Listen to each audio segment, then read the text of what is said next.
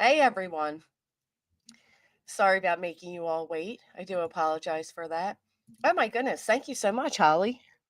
Oh wow. And a super chat. Thank you. Hello, Granny and Chad. I hope you all have a wonderful day. I hope you do as well. Thank you so much. Oh, and another gifted membership. And another super sticker. Wow. Thank you, Holly. Sophia, good morning to you. Thank you very much for the gifted membership. Stone Fox, thank you. My girl Chrisit, pass that basket, baby. Is coming around those tithins in. Get those. Oh, I'm like, what? Get the tithins in? Hey, everybody.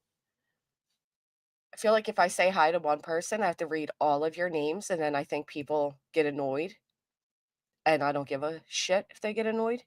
I thought you faceplant. I know. You told me to wake up. Like, I've been awake.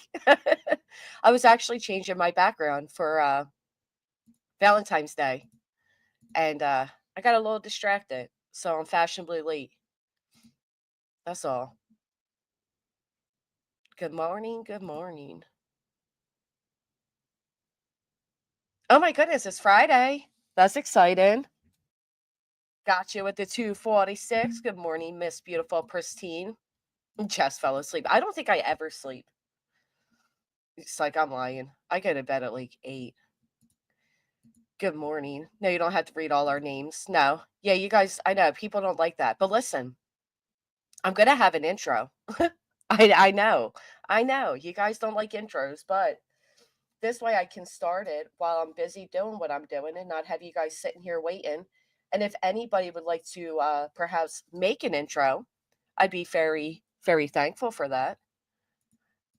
It's going pretty good. I was actually going to shoot you a message and I was considering going to Boost Corner, see if you wanted to go. I feel as if I never sleep. I feel that way too. I feel that way too. Then I see some of these other people and I'm like, wow, okay, I do sleep because compared to you, woo, talk about a skunk. I saw some raccoons. Need a small one because you take off running as soon as you start. Well, and here's the thing, when they upped the price of StreamYard, there was a really good deal to get the year discounted. And although it was still very expensive, it would have saved me a lot of money in the long run. So I ended up having to switch over from my old account. So I don't have anything now. Like I don't have any of my videos, my how it owns. I don't have any of those. And it kind of makes me sad. Well, it makes me a lot of sad. Oh no shit, Bonnie. That's awesome. Can you forward that to me? I know, but I don't really want to insult the trash pandas, aka the raccoons, because they are kind of cute, but not these ones. These ones are like Cujo styled.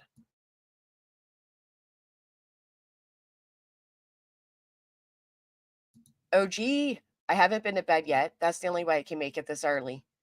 All right, well, listen, what do you guys prefer? You prefer the morning time? Do you want the afternoon? In the summer, I can give you the night, but I'm not doing nighttime now. I'm like done socializing by 6 o'clock. Actually, I'm done socializing by the time I get off of here. Don't email me, don't text me, don't call me. You know, I'm about a rabbit. Ooh, these granny is talking about our rabbit, little nasty trash pandas. They are, and one's a rat. Literally looks like a rat too. But so do I a little bit, so I can't talk too much shit. Do I have good news? Uh, I'm alive and healthy. That's as good news as I can get. Am I AI? Yeah, I sure am. You know what? Speaking of AI, oh, never mind. I said I wouldn't mention that.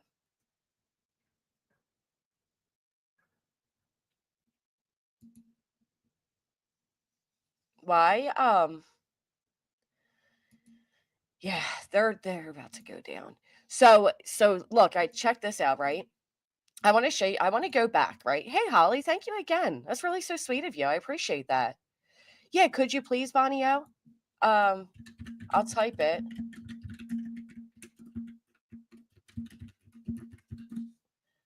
You don't socialize about you're with the kids. Always.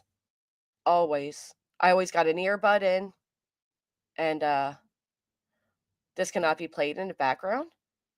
Oh, do you not have premium? You have to have premium to play it in the background. That's why I don't go vertical live, because when you vertical live stream, you can't exit out. And like I'm doing 100 things while I'm listening to you guys, like if I'm listening to a stream or whatever. So I need to be able to exit out of the stream. Hey, moi. I didn't even see Jay come in. Jay, who even are you? Oh, is she Vivian? I respectfully decline. Can she send out applications for jobs too? Bitch better have my money. Anyway, I saw this and I wanna go back. Oh, I already typed it, Bonnie, but I'll try it. I'll do it again. Uh I seen a fantastic video last night. As always, Lynn comes through with a solid, and it is in my about section. Yeah, who wants fucking NDA?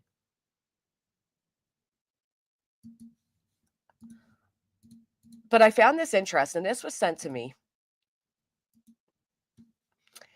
And it's a really good point, right? It says, I'm sorry, I have to speak on this because it's just throwing me for a flaming loop. A flaming loop. How does that work? Hey, Cheesy. Last night, Mr. and Mrs. E was on, and Tony had mentioned in chat that Katie met with Fox 17 Nashville yesterday and did an interview which hasn't aired yet and most likely won't until closer to the anniversary date, which is fantastic, because they say she doesn't speak out, she doesn't blah, blah, blah, blah, blah, blah, whatever. But there she is, right? So she goes on to say a few moments later, Seth Rogers commented that Katie is invited to Sebastian's vigil, which, by the way, doesn't surprise me because I believe she's always been invited to all the others, but just chose not to show up.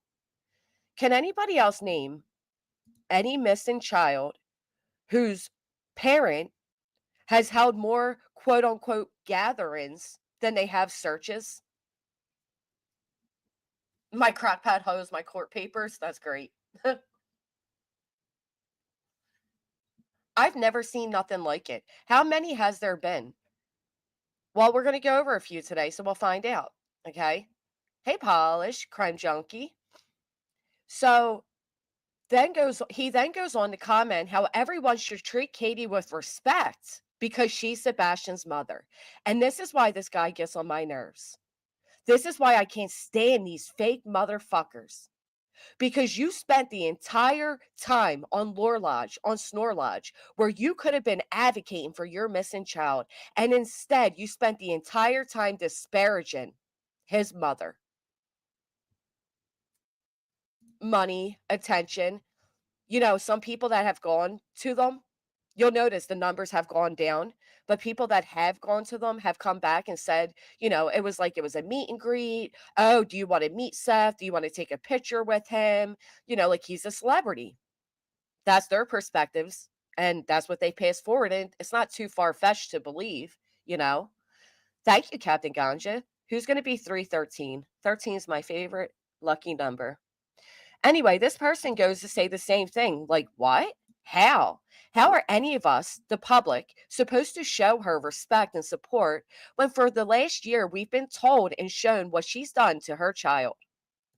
Seth, you were literally just on Snore Lodge describing the potential abuse Sebastian endured in the home with Katie and Chris Proudfoo. You let us know that she's also allowed secret contact between Sebastian and her registered ex offender mother. But the next day, we're all supposed to treat her with support and respect. Can someone please make this make sense? Now I'm wondering if the direction of the investigation is not pointing to the Proudfoots. Huh. Are you now wondering that?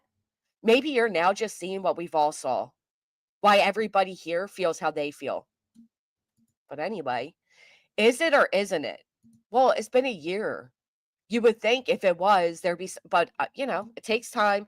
Listen, when it comes to arrest, we want them to make sure they have all the time in the world. They have all the time in the world to build a case. They only have one time, one chance to get a conviction. So take your time on that. Forgive me for judging this harshly if it sounds that way, but how in the world are we supposed to just put on the happy respect face with her now? After all the damage for the last year? How do you all feel about this? Just curious. Well, that's a great question. I mean, yeah, you've had this man telling you all about these, all these CPS reports and all this horror and all this abuse, and then says that she should be respected because she's Sebastian's mother. And that's the type of games that we have saw through Seth from the beginning. Now, I respectfully would request Terry Lynn to release all of her private videos with Seth in them because she holds a lot of the answers as well as Dolly. But, one day I'm sure they'll release them and we'll have it all. That I think is the perfect. What would he even know? Like, dude's been looking for Bigfoot for like the 30 years he's been here. So, this is the perfect time to slide right over to this video where maybe bless Lynn's heart for the way she does her videos, but maybe people will understand this is what we all see. When you have somebody like Joseph Lasniak in court calling this guy a grieving father, they say he's guilty. He's a suspect. Oh, he did? Can somebody email me the screenshot, please? Yeah, that dude's a weirdo. Snore. You're Aiden, you know what I don't like about people like Aiden? He sat up there, had a nice conversation with us, and then ran back and said that he basically just lied to everybody. So how do you trust a person like that? You didn't even have the balls to call us out on what we were saying. You waited till you were off the panel, went back to your own little comfort area where you cried that you're not getting enough views off a missing child's case and sit there and say that you just lied to us. I just told them what they wanted to hear. You're a clown. And Betty cursed your ass out. How's that feel? Betty. Well, in case you missed it, this happened on the Lore Lodge the other night. Bro So, Lodge. how old was she when you met her? She was 12 or 13. And you would have been 21? Well, I'm just trying to do the math. hold on a minute. This guy can remember what he felt the night of his wedding. This guy can remember that he sprained his wrist when changing the brakes. He can remember telling Katie she had to sit in the back seat of the what do you call that? The back of the truck when it was raining because Sebastian was, protected by the rain. And of course, you put the baby first, but you would think that an expectant father would have his ducks in a row to ensure that his very young and newly wife wouldn't have to sit in the bed, thank you, of the truck in a rainstorm. Kind of men these men are. But yet he can't remember how old he was when he met Katie. I'm calling BS on that one. He just didn't want to tell everybody, oh, I was 23. Half in my head here. 21, 22. And you would have been 21? Look at this hesitation.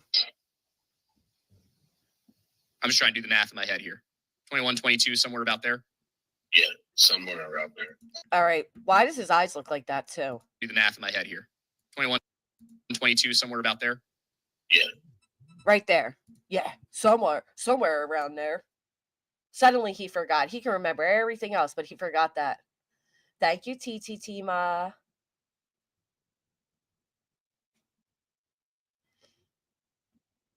Oh, thank you. Finally, appreciate you, Dolly. We've been waiting for that. Now, if you could just release. If you could just release the rest of it, Dolly, I think we would appreciate it. But release the videos. But so here's the comment because I heard Lore Lodge try to say, I'm sorry, it wasn't Lore Lodge. I heard Jennifer, FBI Jennifer, who says she's a fact-based channel, and then proceeds to say that it was freezing cold the night Sebastian walked out of the house, allegedly. State that how do we know that those first off, why are we talking about another woman's personal health the way we are? I don't know. But apparently those previous abortions, they weren't Seth's because she was dating 2 other men. Despicable for several reasons. One, she was a child. Katie was a child who grew up in a very horrific home and was taken out of it and passed around into a foster system where she landed with a foster mother who was also a disgrace. A lot of Mm. Hey Savannah, it's just such a hard topic to set. It's hard. But a lot of children who are victims of SA don't know the difference between sex and love. They correlate the two. Okay? And the fact that we have these grown ass adults, again, instead of focusing on Sebastian, instead of focusing on the child that is missing, they are more focused on disparaging Katie. And they are literally victim blaming a child. And it really baffles my mind that they also have a man who worked sex crimes for over 10 years, who was a prosecutor, who then went on to write a book of how to beat allegations of SA, would even back this up. And I'm sure they helped him come up with this plan on how to disparage Katie to make poor old Seth, the adult in the situation, appear as if he was a victim. Oh, Katie came on to him. Okay. Terry Lynn, if you could please release the interview or the panel you had Seth on when he stated that he looked at Katie when she was 14 and said, I'm going to marry you someday. You would have a lot of people very thankful. Please release it. These people don't care about you. They're throwing you under the bus left and right. Please release it. So here's the screenshot that so Coffindoffer's over there saying, oh, they were somebody else's babies. We don't know that they were Steph's because she was dating all these people. Well, then riddle me this. Sebastian was the only child that Katie didn't abort of mine.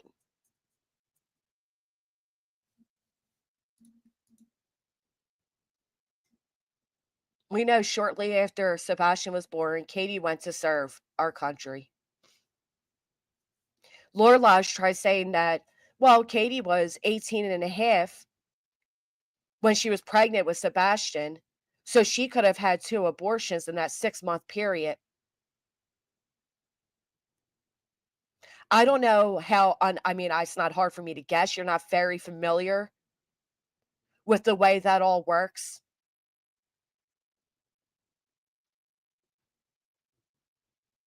But no, women are not. You're not getting pregnant 3 times in 6 months and having alleged abortions, okay? I've never heard miscarriage. I've always heard abortion because Seth Rogers thought it'd be appropriate to write that.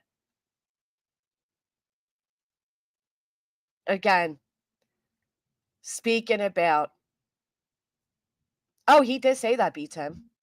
And then when somebody argued with him, like, no, that's not possible. He's like, well, my girlfriend agrees.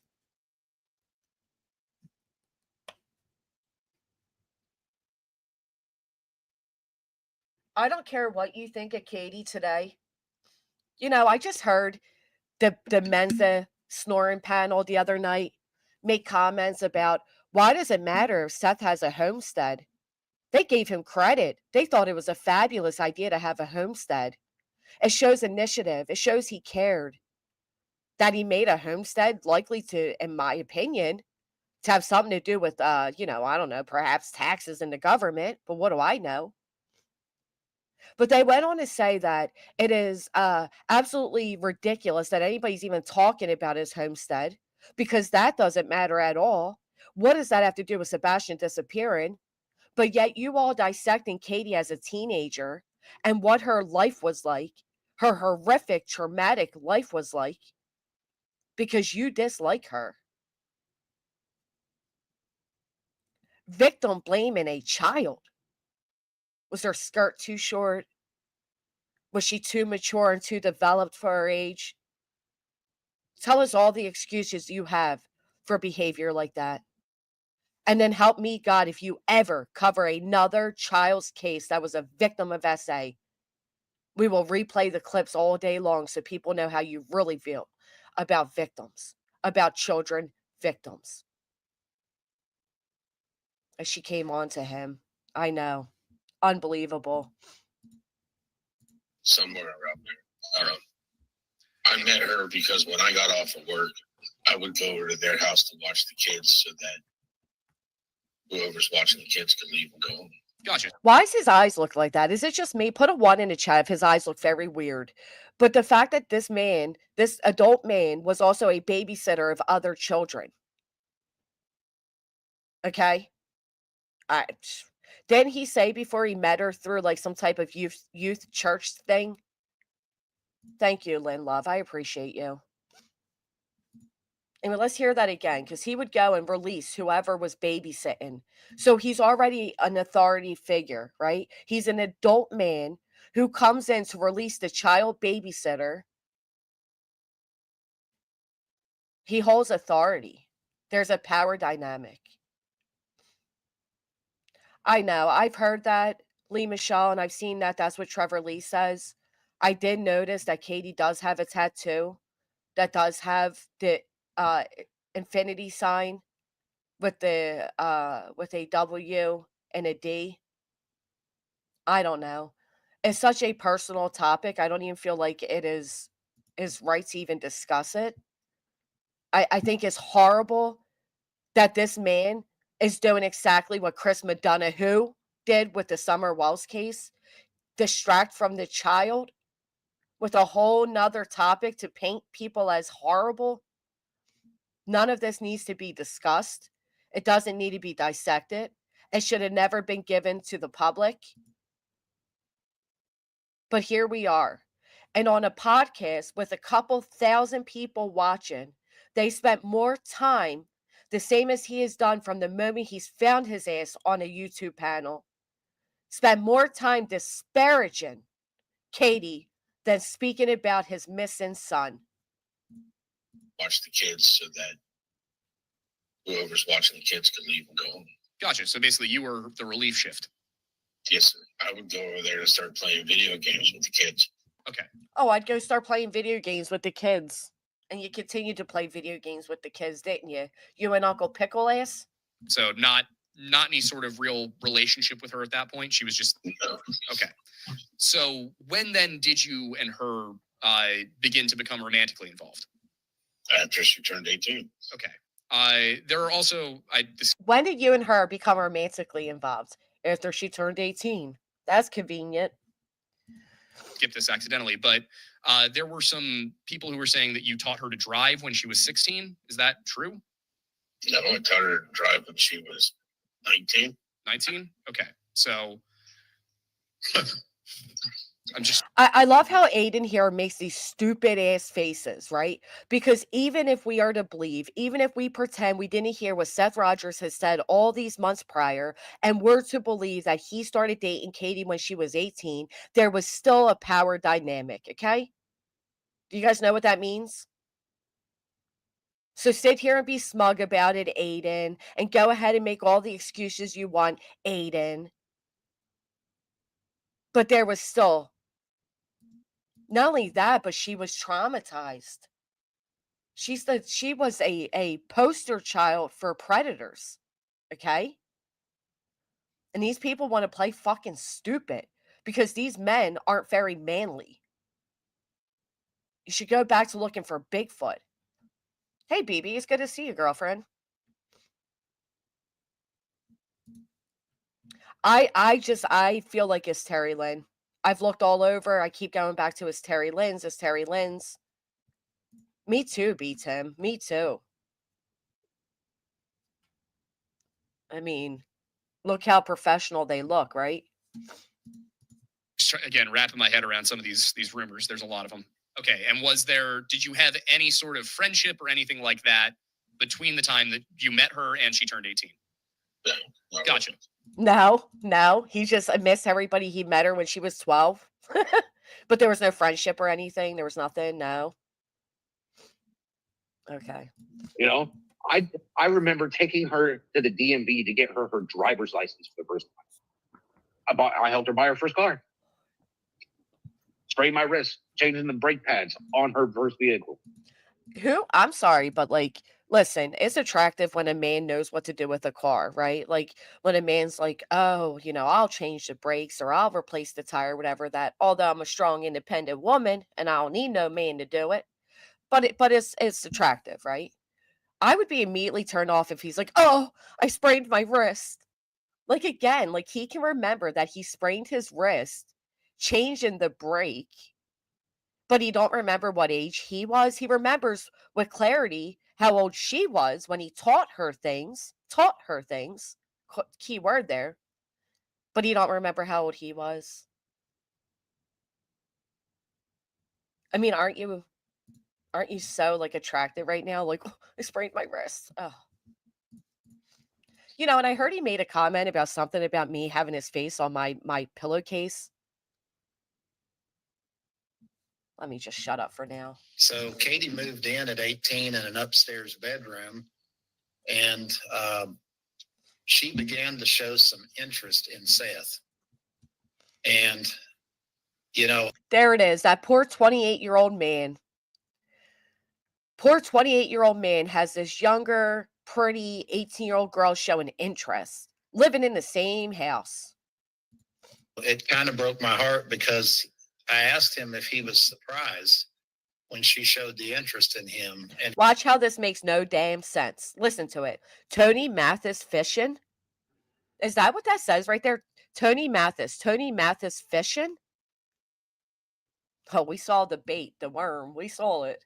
Not catching many big fish. I asked him if he was surprised when she showed the interest in him. And his response to me was, I was. And I said, why? And he said, because she could have had anybody she wanted. And I was surprised that she chose me. Oh, isn't that so lovely and sweet? She could have had any man she wanted. Matter of fact, she was already dating all types of men, but she chose me. How hallmarky. Don't we say he always goes back to these hallmarky things? Oh. And then look at him. Yeah. This guy, I know they put in their little suit that I said that it's been 8 years, get therapy, bro. But now I'm going to say it's been 9 years, get therapy, bro. Okay? Add that too. And I said, well, what happened after that? And he said, well, I told her that I wasn't interested back at the time. And I said, well, if you were surprised because you felt like she could have had anybody she wanted, then why were you not immediately interested back? And he said, well, who believes it? Who believes it? Put a 1 if you believe it. If he was just like, oh my God, this beautiful, hot young thing wants me. I'm reaching my wall. I'm damn near 30.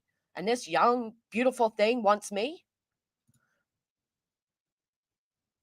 And I'm just going to say, oh no, she could have anybody she wants. Lots of 2s because nobody believes it. They spent a year. It's been a year. They've had a year to come up with this. She was in a relationship. And I said, okay, so she had a boyfriend? How many men really cared that a woman who's in their household, okay, because let's not forget, that this supposedly Katie's now living with this 28-year-old man. She's 18. They're living together. They're in the same roof. And he cares that she has a boyfriend. Like, he's such a stand-up guy. He cares. And he said, well, actually, she had 2 boyfriends. Oh, wow. And I said, what? Mm-hmm. And he said, yeah, she had a boyfriend that was about her age. And she had another boyfriend that was older than I was that had a wife and 2 children. I guess she decides to date all these people when she also turned 18.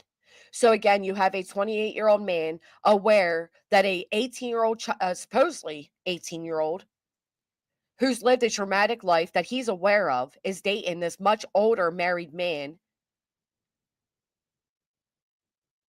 And he just says, okay, so I won't shoot my shot. I stand by what I said the other day. It doesn't even sound believable. And even if it does, it's still shame on him. Because at the very minimum, he knew that she was being taken advantage of by a much older man. The same way he resisted Michaela during the search for his missing son. Good point. 12,000.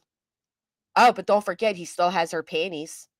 He's gonna put in that lawsuit like he's this poor guy, and she came in like a ninja, like a secret operative, and threw her sexuality all over me.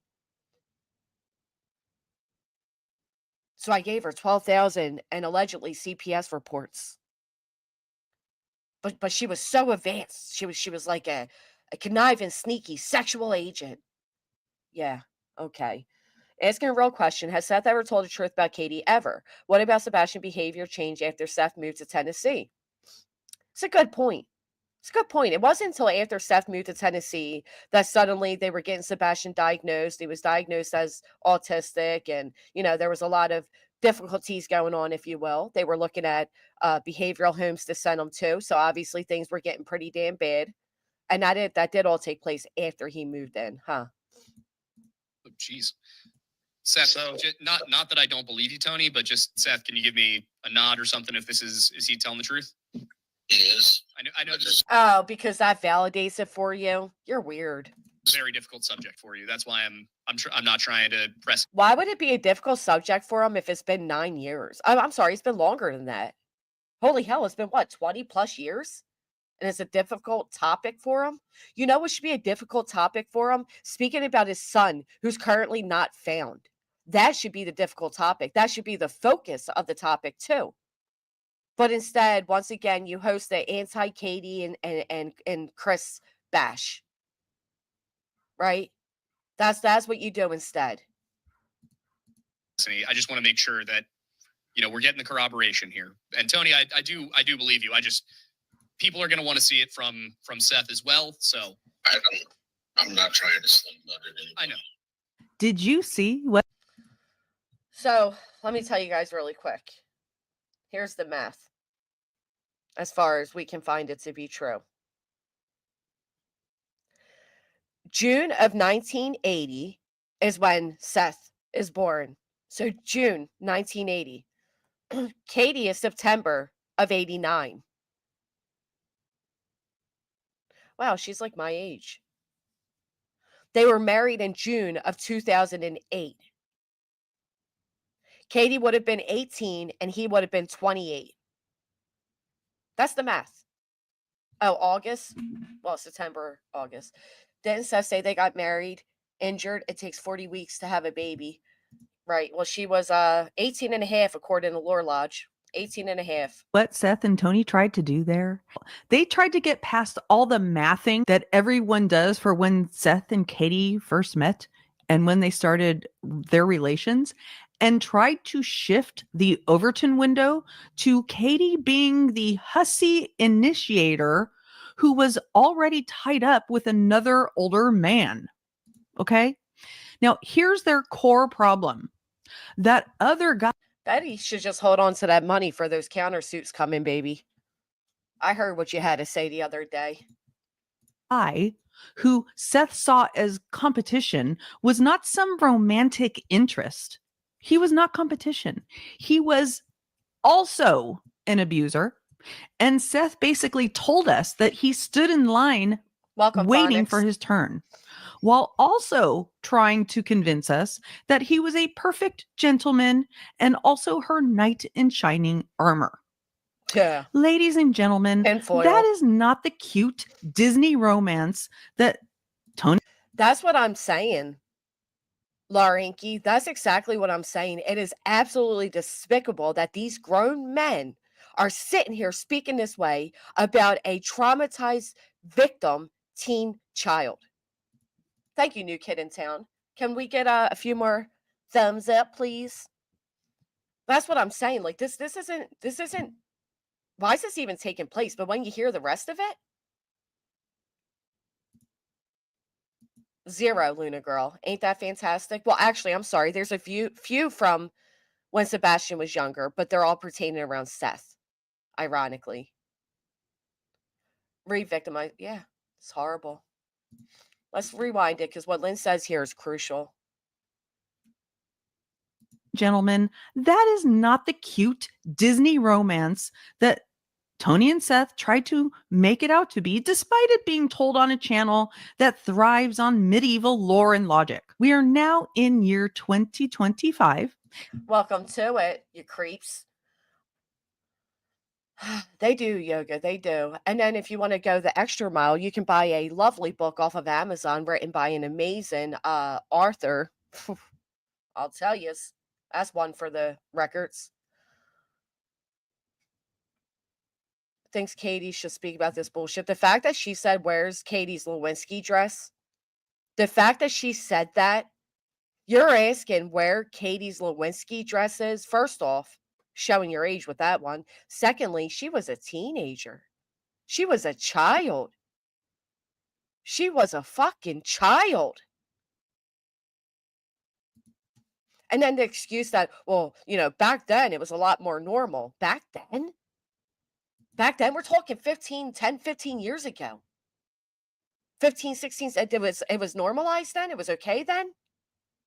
Okay, but you're normalizing it today. Even if you want to go with that and say, well, it was a lot more, normalized back then. We're talking today. And in the year 2025, that is called slut shaming and victim blaming. We must change this paradigm. Yeah. Because women can sleep around if they want to, just like men. It's like, I don't even know why I said that. But I mean, seriously, she's not wrong here. It's like, welcome to today's world where what you're doing is so despicable. And again, is on the back of what? A missing child. A missing child. Or rampant child SA will never cease to ruin the lives of our current and future generations. In this video, I'm going to show you why Tony Mathis and Bro Lodge did Seth, and more importantly, Sebastian, another huge disservice with the broadcast of this hellacious scenario with its backwoods ideology. And I'm going to attempt to use this jumping off point to help change this paradigm. I'm also going to show you that based on the character Seth Rogers has displayed on and off the internet since his son went missing, it is virtually impossible to believe that he went from being a perfectly respectable and chaste individual at 21 years of age when the hormones are... Oh, look at him yelling here. I told you, boy. We know that's how he spoke to Sebastian. I don't care what anybody says. True colors came out. Right, isn't it amazing it took them that long, Luna, to come up with the idea that she had 2 boyfriends? And then again, makes me sick to even have to do this, but give me just a moment. There's a few things that she didn't get in this video, which, she did a lot, so I get it. I get that she can't get it all. But first off, I like the Coffin Doffer here has no other than Sebastian as a pinned comment, but let me go on and look here. Oh, you know what? I can do it this way. This fact-based channel over here.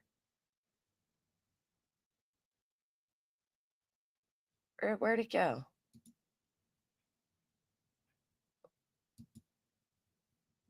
Let's find it.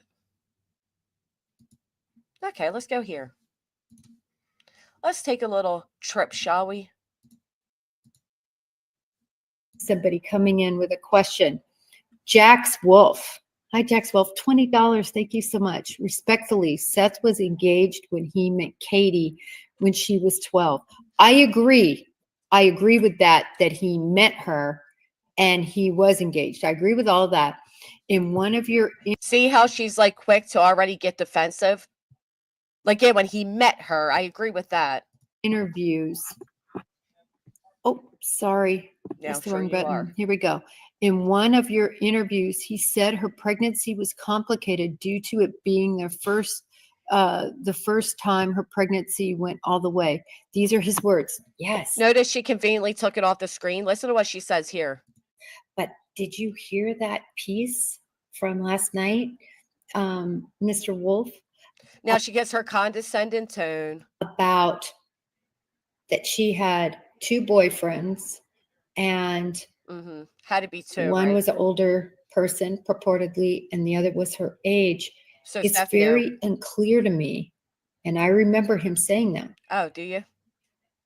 But were those, I don't believe those were his children, No. but rather children from her other relationships. Yeah, you're a slob. So even if we go by what she's saying, okay, we're going to go over here. But even if we go by what she's saying, she's also still claiming that Katie would have got, because he said that the boyfriend was her age, 18, and then he said she was also dating a much older man. So you still want us to believe that by the time she was 18 and 6 months in, that she had 2 abortions. She got pregnant twice, aborted twice, and then carried full term.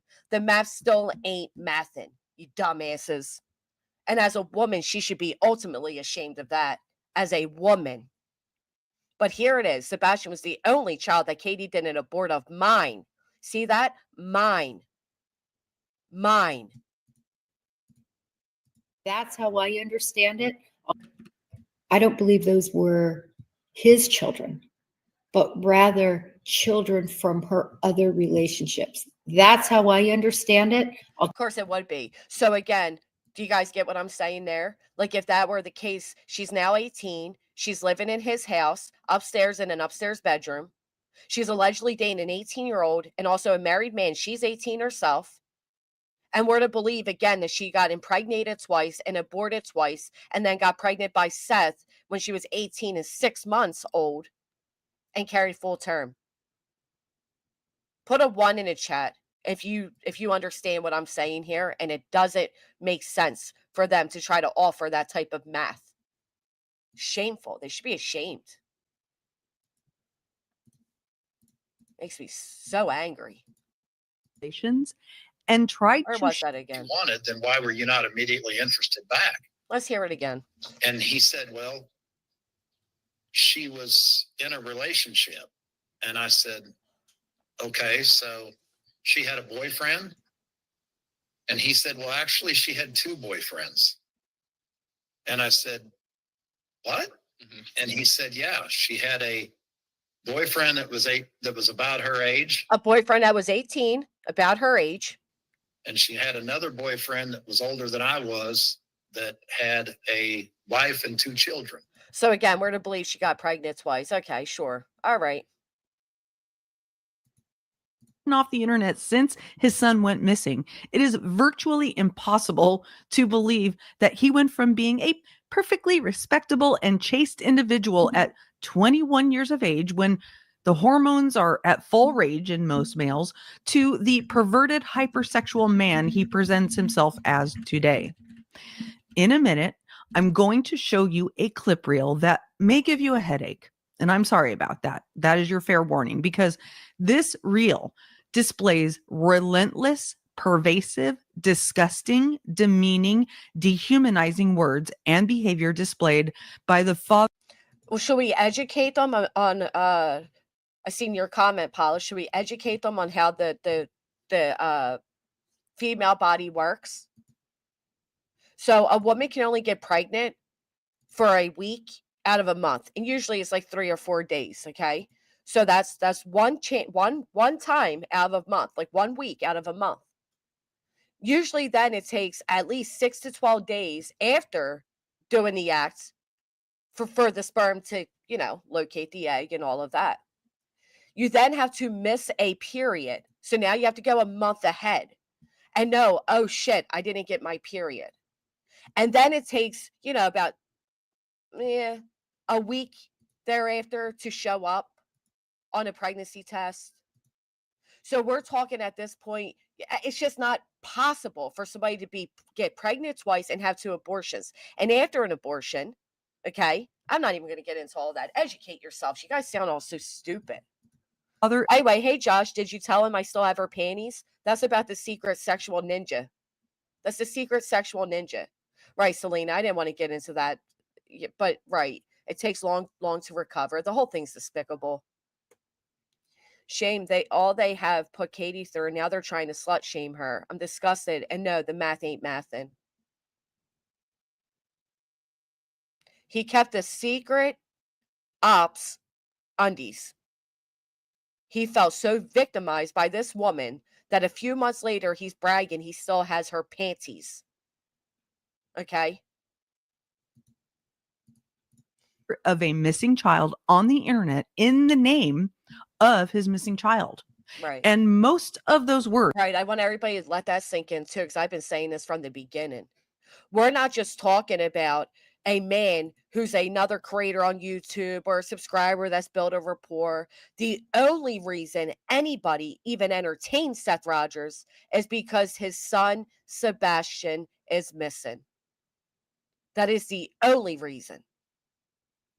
If it weren't for that, people would not look at this man twice. Thank you so much, Jill. Thank you. words are clearly said with the purpose to put shame and humiliation on his ex-wife Yep. in what is seen in most mental health circles as revenge seeking. Mm-hmm. The Bro Lodge wants to say that the scenario they discussed clears the air and justifies Seth's behavior. I'm so sorry, This Jeanette. is the paradigm I'm seeking to break with this video. There is literally no justification Hey, for this Tiffany. behavior, especially in light of alarming data like this. Mm-hmm. Child SA is a widespread problem. Every 9 minutes, Child Protective Services substantiates or finds evidence for a claim of child SA. And guess what? You know when that data is from? 2016. This was from 9 years ago.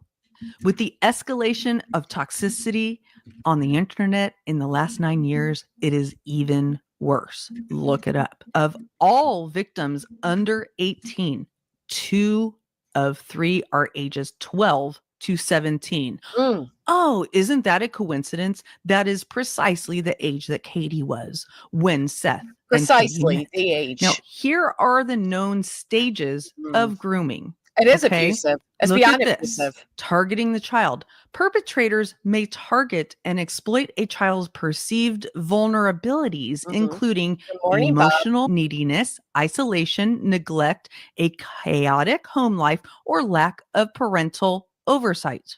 That falls all into Katie. That's what I said.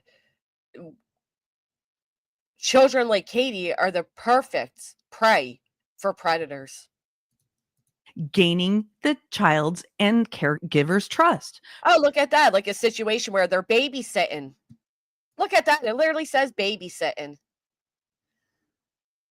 Yeah, just Larkin. She did Perpetrators work to gain the trust of parents and caregivers to lower suspicion and gain access. Filling a need, isolating the child, sexualizing the relationship. Remember when he also said that he said it several different times that when Sebastian was born, he peed on the nurse and he said, "That's my boy, marking his territory." Sure do. And maintaining control. There's more to this document. I will link to it in the description below, but I need this video to be more brief than this document. Also, a very widely used tactic in child grooming and in predatory behavior in general is telling dirty jokes, playing sex games, or showing porn. Children are naturally curious. A predator might use that fact to their advantage by showing them these materials, telling explicit jokes or anecdotes, or even engaging in those games with the child. As a result, this serves to break down the child's Didn't Uncle Pickle Ass, that was his username, say that he played video games with all the kids? Uncle Pickle Ass? inhibitions, or even just the inhibitions of a person that they're trying to engage online. This will become more relevant as you hear the clips I'm about to play. So as you listen to this reel and watch my commentary notes on the screen, see if you can detect the stages of grooming and tell me whether you think it's normal, acceptable, or justified for the father of a missing child to carry on like this on a public platform. Remember, he's only on these platforms because his child is missing. That's what breaks my heart, is the fact that he decides to behave this way, talk this way, and present himself this way when he is only up there because he is Sebastian Rogers, a missing teenager's father. It's not because it's your friend. It's not because these people find you so entertaining they want to be surrounded by you. It's because you are content because your son is missing and you chose to represent yourself this way and then put in a filing that your feelings are hard because I use sarcasm or profanity or I mock you. Well, after everybody hears the way you, and there's more that wasn't added that I'll be adding to it today. And then maybe the people that sit there like Lasniak and want to present you as a poor, grieving father will understand a little bit better why we feel the way we feel about you. I've known Katie since she was 12 years old. Started dating when she was 18. What does a 22-year-old do in hanging out with a 12-year-old? What do you mean when we met? Were you aware of her abuse as a child? I was aware of that. Yeah, that's This lady she did not have the opportunities that children should have because of her father and the mistakes that her father made. She didn't get the opportunity. But as her husband, I was damned she's going to get these opportunities. Doesn't that sound like what we just read? Yeah, I've been dropping the link just for you. It's also in the about section. You know, I remember taking her to the DMV to get her driver's license for the first time. I helped her buy her first car. Spraying my wrist, changing the brake pads on her first vehicle. Then I talked to her and I tried to have one of those life developing conversations where, you know, you don't want to be in the career you're in 20 years from now. Mm-hmm. Life developing. And what career was he in? You don't want to be in the career you're in 20 years from now. Mm-hmm. Life developing conversations. Could that be because you were at a totally different stage in your life, being 10 years older than her? Great point, B. Tim. If they were married, wouldn't it be our first car? But wait a minute, let's rewind it back. Who recalls Seth saying that after they had Sebastian, it was raining, so she had to sit in the back of the truck because obviously they both couldn't fit up front with Sebastian. I am, Catherine. Let's drop a 1 in the chat if you guys remember that. So where was Katie's car? Is it because she didn't have that car any longer? My car, my son, right? Nuclear family. She wrote my nuclear family. It is weird, PJ. It is weird. Mm-hmm. That's an interesting thought, isn't it? There's 2 jobs in the world, maybe 3, but a man's job is to protect his family, and a man can impregnate a female. So a man's job is to protect his family and impregnate a female. That's the job of a man. Not a man's job is to provide, to protect, to comfort, to be the rock. No, to impregnate. A female is supposed to take care of their children. No, I know. All right. We got it, because A female's supposed to take care of their children? Is it any wonder why? And then, like I said, he says things like a nuclear family and blah, blah, blah. But yeah, we read the divorce, or I'm sorry, yeah, the separation dockets, the divorce dockets. And in it, we hear that he was sitting around naked. He played video games all day. He was verbally abusive. He had anger issues. Matter of fact, and I quote again, just like you quoted me and the documentation, the filing that you lied about, I quote that Seth Rogers himself stated the courts labeled him borderline abusive, which he again admitted the other night. He goes, damn, my son has more bitches than me. Teasing that he's got a bunch of girlfriends. This was after these freaks got Sebastian's name tattooed on them. A woman who's currently out on a bond of $20,000 because she has 4 restraining orders against her and 6 violations, went and got that little boy's name tattooed on her. And that was Seth's response to that. Damn, my son's got more bitches than me. Funny, right? Now listen to this one. This one made me sick. Look at him. Look at him. This is when he's got Michaela in the background. He's feeling like the big old man, just 2, 3 months into his son disappearing, and he's out there dating women. And, I'm sorry, he was taken advantage of by the secret ninja woman. Left your chat, and because you were in your hotel room getting off. Yeah. You didn't make it there. The way Dolly had to awkwardly roll through that. Like, you're saying Dolly was in the hotel room getting off? Again, this man's up there because his child is missing. He's not up there because he's their friends. He's not a regular panel guest. Poor Dolly.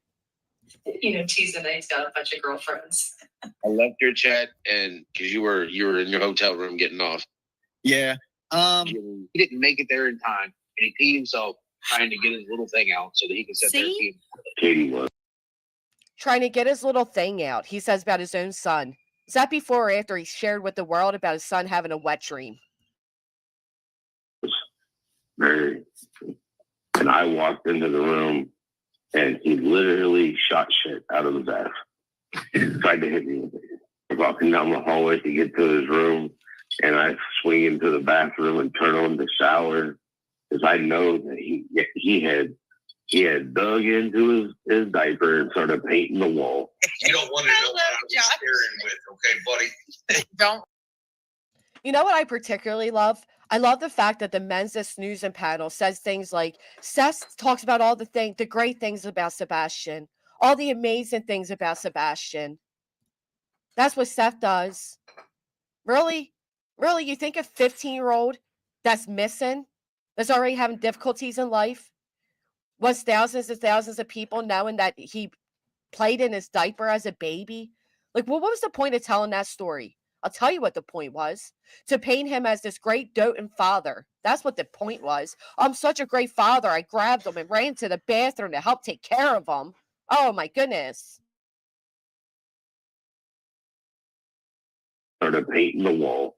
You don't want to know what I was staring with, okay, buddy? Don't want to know what I was steering with, okay, buddy? Implying his private parts.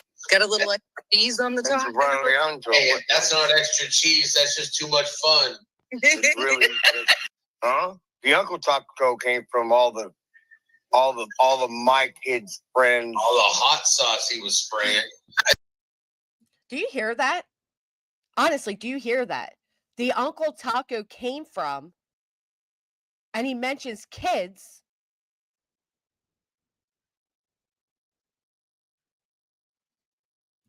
Onyx, don't write stuff about people's family members in my chat, please. They're not on YouTube. And he mentions kids, and he says all the hot sauce he was spraying. Let's rewind that. You listen closely. Matter of fact, can we see it? Let's see. Let me see. I forget how. Oh, there. Let's make it just a little bit bigger. How about 400? Yeah, let's go 400. Really? Huh? The Uncle Taco came from all the my kids' friends. All the hot sauce he was spraying. I think. So you're spraying hot sauce on his kids' friends? Exactly, Rachel Rach. Exactly. This doesn't just happen overnight. Is jealous of the relationship that I have with me and my numb arm too. Feels like a stranger every time I pee. Who's touching My numb arm. Like a stranger every time I pee. This man is up there again. The title is his son's name. The thumbnail is his son's photo. His photo, his avatar is his son's face. And this is what Brittany went up on the Christmas panel to say, y'all, and Seth came to cheer me up. And the despicable, I don't even want to call you woman, the despicable person you are, you sat there and you laughed and you giggled and you could barely contain yourself in the middle of the AM hours as this man with a missing child sat up there and said a dozen plus despicable things. I don't know about any of you, but I'm old school style. right? I grew up around men in my life that didn't even curse around me, nor would they ever disrespect and talk locker room talk in front of me. She allowed that, not just on her panel, but publicly to be done, again, with the name of a missing child and the photo of. So you grew up the same exact way, right? They don't dirty talk like that in front of women, not the men I know. But I guess that's why I'm where I am and they're where they are, right? That's the difference between us. Me. Feels like a stranger every time I pee. Who's touching me?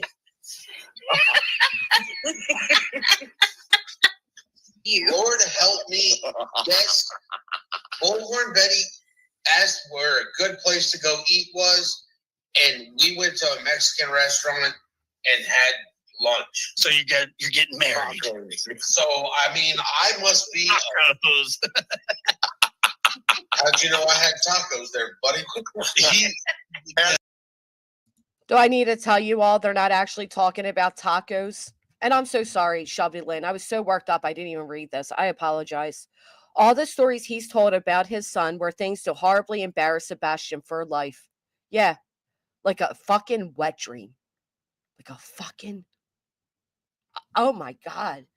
I can't even fathom any environment where a father would share that story about their son, their only son, let alone on a public platform. I could never, ever fathom it taking place.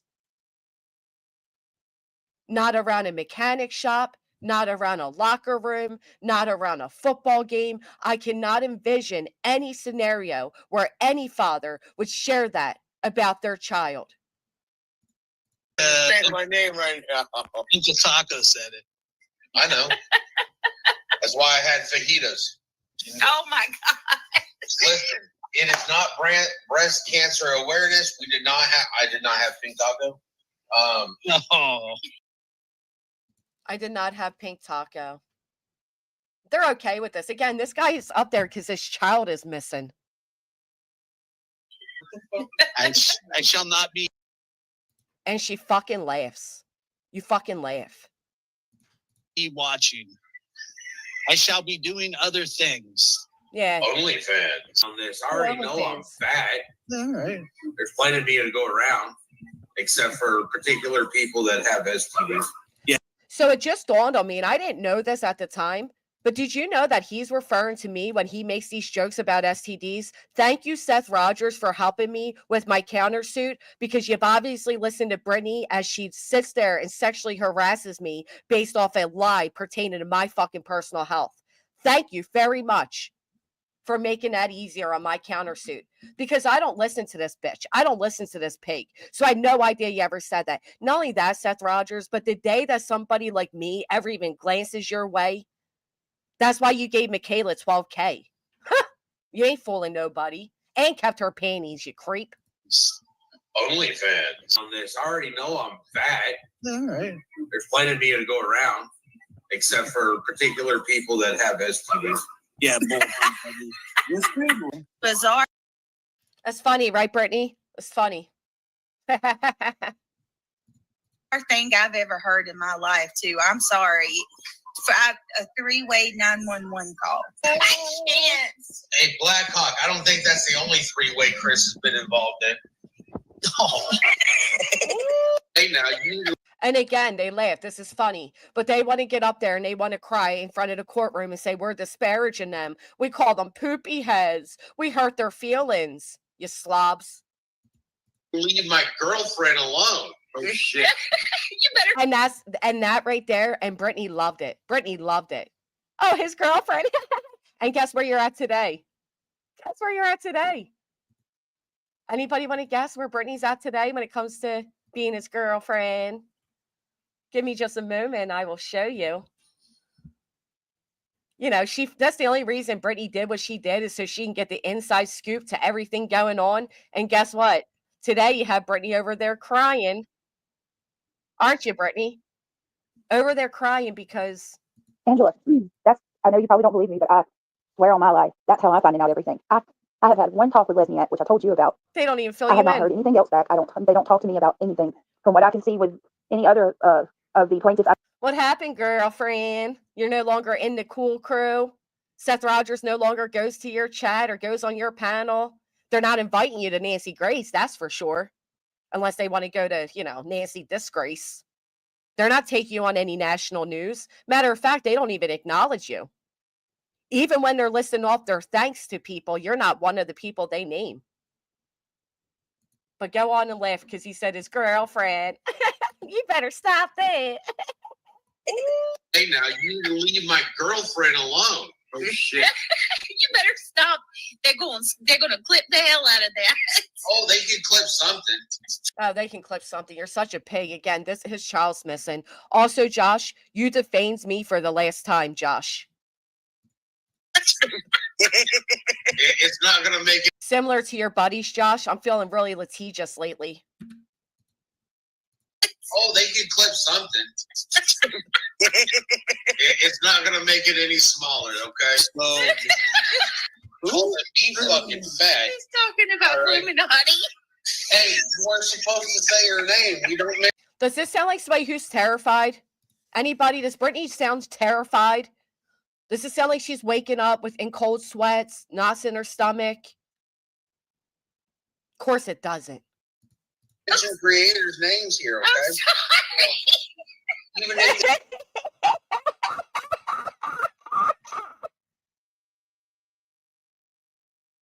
You fucking kidding me? What the fuck is so funny? You know why she was living it up and cracking up and all that? It's the most male sexual attention she's received in a decade. Any other respectable woman would have been disgusted by this behavior. And again, this is from the father with a missing child. That's the only reason that man is up there right now.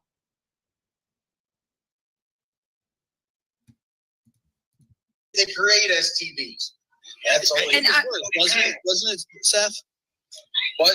I'm sorry, I was cleaning myself up. What was that? Oh my God.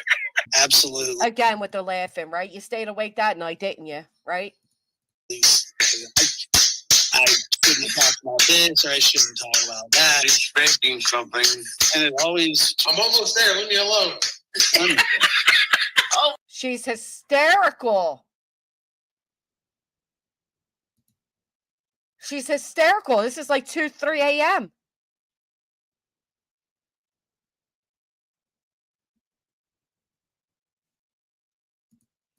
Oh my God.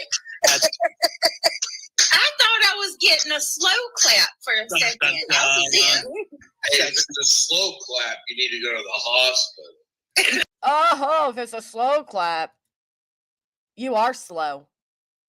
What you're getting is a fast slap. Not a slow clap, a fast slap. Oh, it's hysterical. Brittany, like, I know, like, sometimes, like, it'd make me throw up. It'd make you throw up while you were doing it, or maybe I would just never. Like, sometimes I'm like, after dark, I'll talk. What was that? What was that, Seth? We could barely hear you in the background because Josh had the smarts to overspeak you. What was that, though, in the background?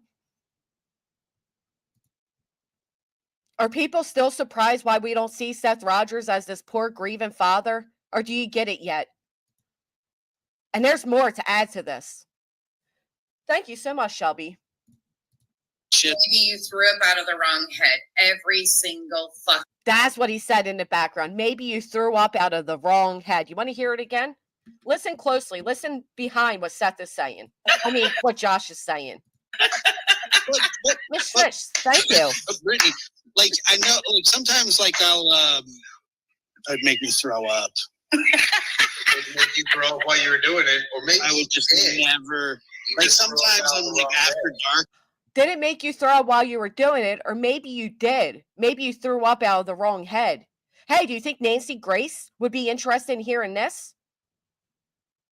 Well, what about Vinnie Politan and News Nation? How about TMZ?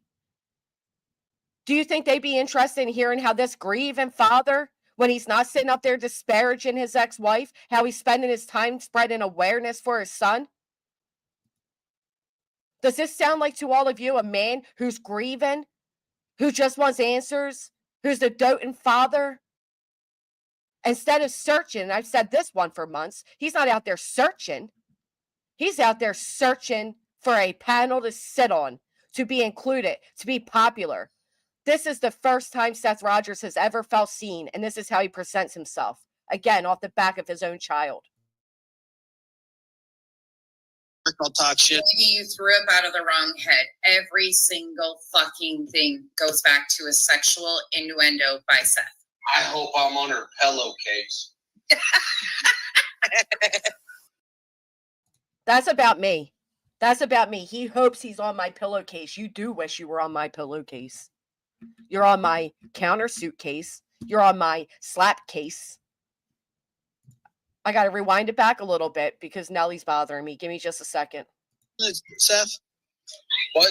I'm sorry. I was cleaning myself up. What was that? Oh my God. Absolutely. I shouldn't talk about this or I shouldn't talk about that. Expecting something. And it always. I'm almost there. Leave me alone. Oh my God. I thought I was getting a slow clap for a second. I was in. Hey, if it's a slow clap, you need to go to the hospital. but Brittany, like I know, like sometimes, like it'd make me throw up. It would make you throw up while you were doing it, or maybe I would just never. You Like just throw up sometimes out I'm the like wrong after dark, I'll talk shit. Maybe you threw up out of the wrong head. Every single fucking thing goes back to a sexual innuendo by Seth. I hope I'm on her pillowcase. Well, they want to pull out in front of you and go 3 miles an hour. That sounded like an OnlyFans page. You guys find this funny? Is anybody amused yet? How much have we heard about Sebastian throughout all this? I am absolutely certain this is the same panel where he goes on to discuss Sebastian having a wet dream. But that's the most we heard that night. Thank you, Ma, for being 829. If you haven't, please take a moment to hit the thumbs up. The more thumbs up we get, the more this goes down to the algorithm. And people need to hear and see how this grieving father has represented himself. Okay? This poor grieving father who's just picked on by the masses. This man who's a self-admitted suspect. You know, I hear people say things like Snorlodge said, well, who had the means and the motive? Who had the means and the motive? Well, the motive would be the newfound attention he's gotten, right? The fact that this man, when he's hosting these visuals for his son, which again, he's had more of those than search efforts. And they're asking people if they'd like to meet Seth Rogers like he's a celebrity. Like he's a celebrity. Where's this video at, Brittany? Why'd you take this one down? Hold it out in front of you. I'm like, wait a minute, hold on now. Talking about holding out in front of you. I'm like, wait a minute, hold on now. Can't do that on YouTube. Have any of you heard Brittany laugh this hard? Ever? The last time I heard her laugh this hard is when she was spreading a rumor that I have butt warts. That's the last time I've heard her laugh this.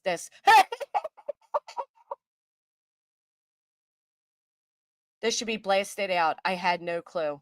Amen. And thank you again to Breaking Chains TC. The link and her channel are both tagged in my About section. I'm dropping her video throughout the chat here. Please go over, give her a second view, give her a thumbs up, leave her a comment, and subscribe. He claims that Michaela used him like a secret ninja, used her sex to get into his phone to steal the CPS reports, which they heavily deny and state that they have proof that he sent them out. I guess she also used that to get $12K out of him. I gotta clean my drawers.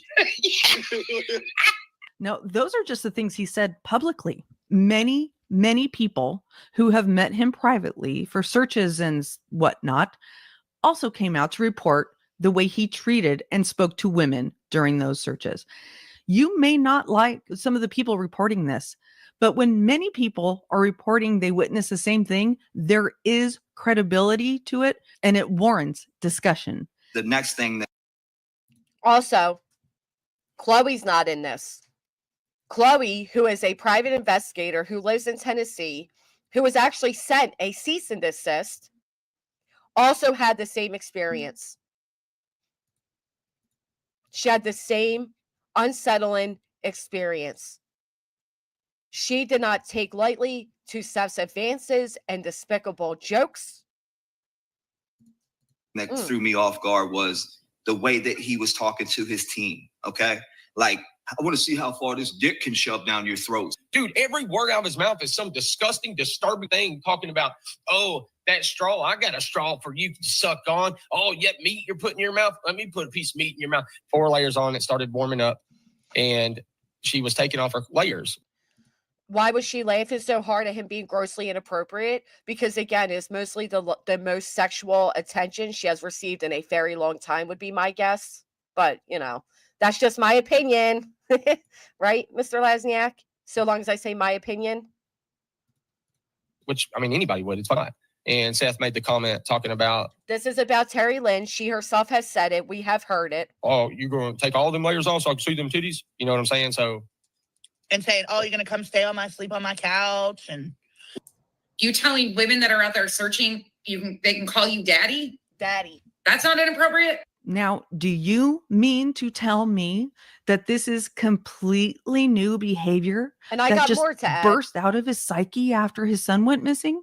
That this isn't a feature of his personality and that Sebastian wasn't subjected to a surround sound of this deviant line of thinking up until he went missing?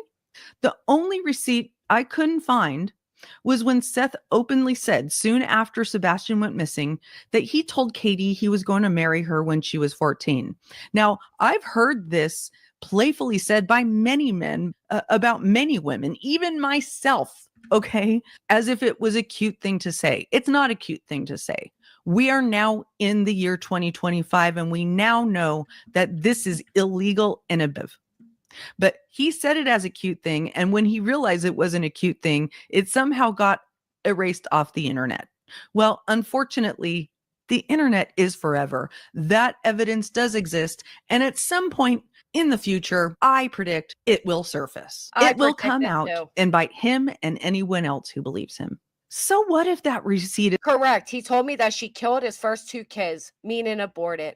Sebastian was her 3rd pregnancy. Isn't available. Isn't it enough that he told us that the only reason he didn't pursue her is because she was standing by while another much older man pursued her? And thank you. The fact that people are looking over that or justifying it or excusing it. Isn't it enough that he's told 50 billion different stories about their relationship, and every one of them, Katie gets slut shamed and victim blamed? And at what point do you just tell Seth to shut up and stop trying to explain the unexplainable? Right. At what point, Tony Mathis, as a national, quote unquote, spokesman, do you step up to the plate and do your job, which is to keep the focus on Sebastian? Okay. Again, how many of you think Nancy Grace would be impressed? How many of you think Vinnie Politan would? How about News Nation? How about TMZ? How about all of them? You think any of them would be impressed with these behaviors? You think when Seth goes on their channels and he's all soppy like this and he's playing the Eeyore role and she ruined our nuclear family, you think they'd be shocked to hear this is how he represents himself regularly?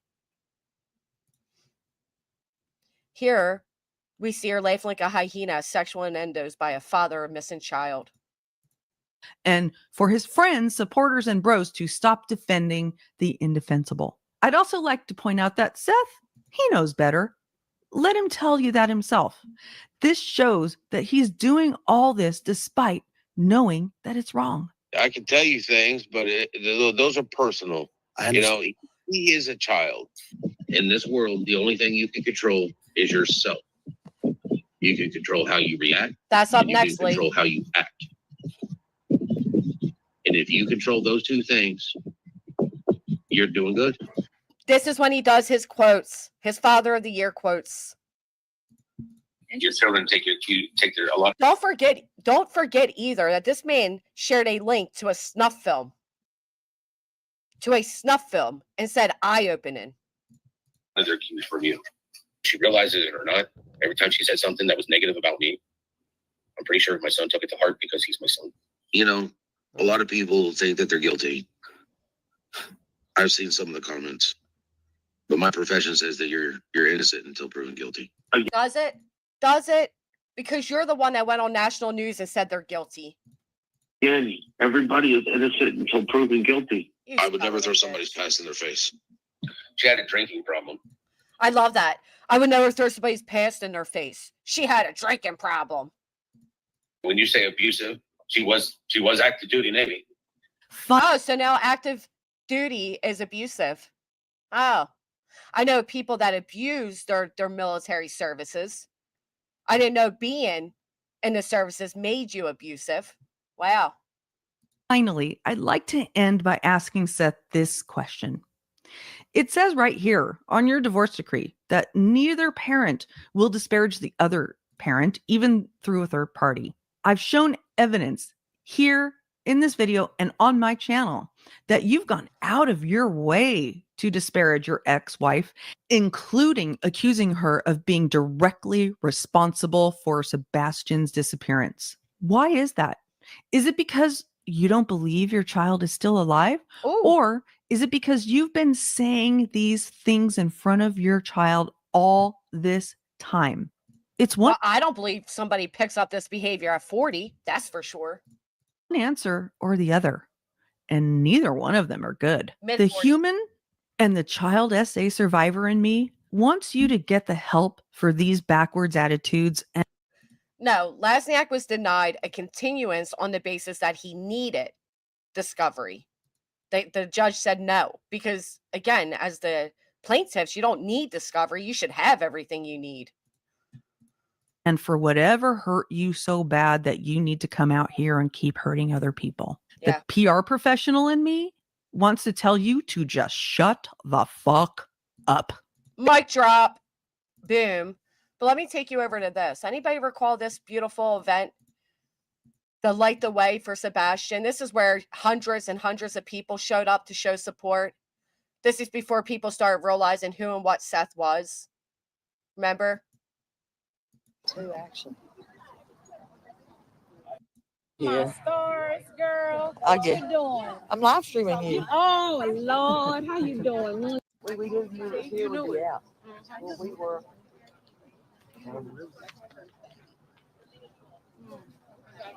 Yeah, so we knew. Yeah, we knew. Right. Anything you want to say, Mr. Seth?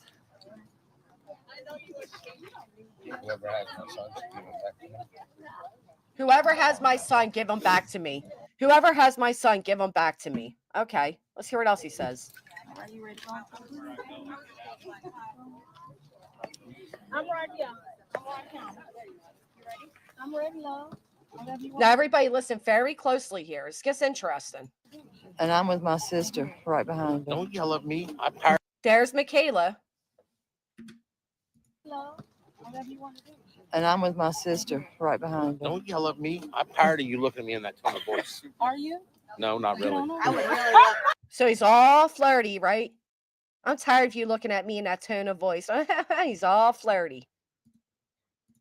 I would really love for you to be in the middle. I bet you would. Yes, we do. I would really love for you to be in the middle. I bet you would. Yes, we do. I am. There's Michaela. Behave yourself. Listen again.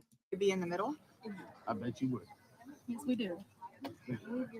I am behaving myself. Does she sound exhausted? Like a mother telling a child, behave yourself? This is at an event for his child. This is newly after Sebastian disappeared. This is before people picked up on it and stopped showing up to his dozens and dozens of meet and greets. Oh, is that Karen, not Michaela? Well, whoever it is, my bad, had to tell him to behave himself. Like a child, behave yourself. That's Karen. Thank you. I apologize. Let's hear it again. Bet you would. No, not really. I would really love for you to be in the middle. I bet you would. Yes, we do. I am behaving myself. You know? And then they whisper, I am behaving myself. Again, these people are gathered there. Look at them.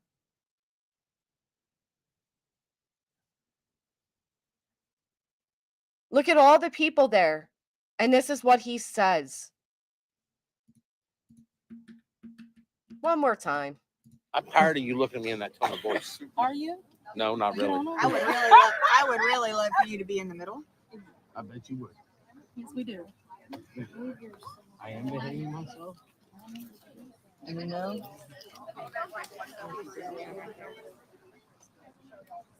Oh, I'm sorry. Oh, you're fine. I was getting this for somebody. All right. Yeah, there's a time for everybody that wants Was it it. for us? There's another point in this where somebody, I guess, accidentally touches his hair, and he makes a comment regarding that as well. She said, I would really like for you to be in the middle, meaning in the middle of the bridge. And he goes, I bet you would. Or I know you would. Whatever he said. It was despicable. I know that. Again, this, they're all there for Sebastian. Are you ready to go? I'm right here. You ready? I'm ready, love. Whatever you want to do. And I'm with my sister right behind her. Don't yell at me. I'm tired of you looking at me in that tone of voice. Are you? No, not really. I would really love for you to be in the middle. I bet you would. Yes, we do. I am behaving myself. It's a party for him. It's the Seth show. Don't you all know? This is the party time. It's his moment to shine. Would anybody like to come up? You're more than welcome. And that's just one of dozens. Matter of fact, I can pull up another.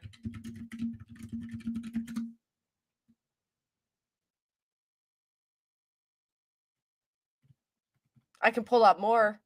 I can pull up more women that spoke out against his behaviors, included in Riley Strain, the grieving father, with nothing but sexual jokes, even at an event where everybody's wearing green.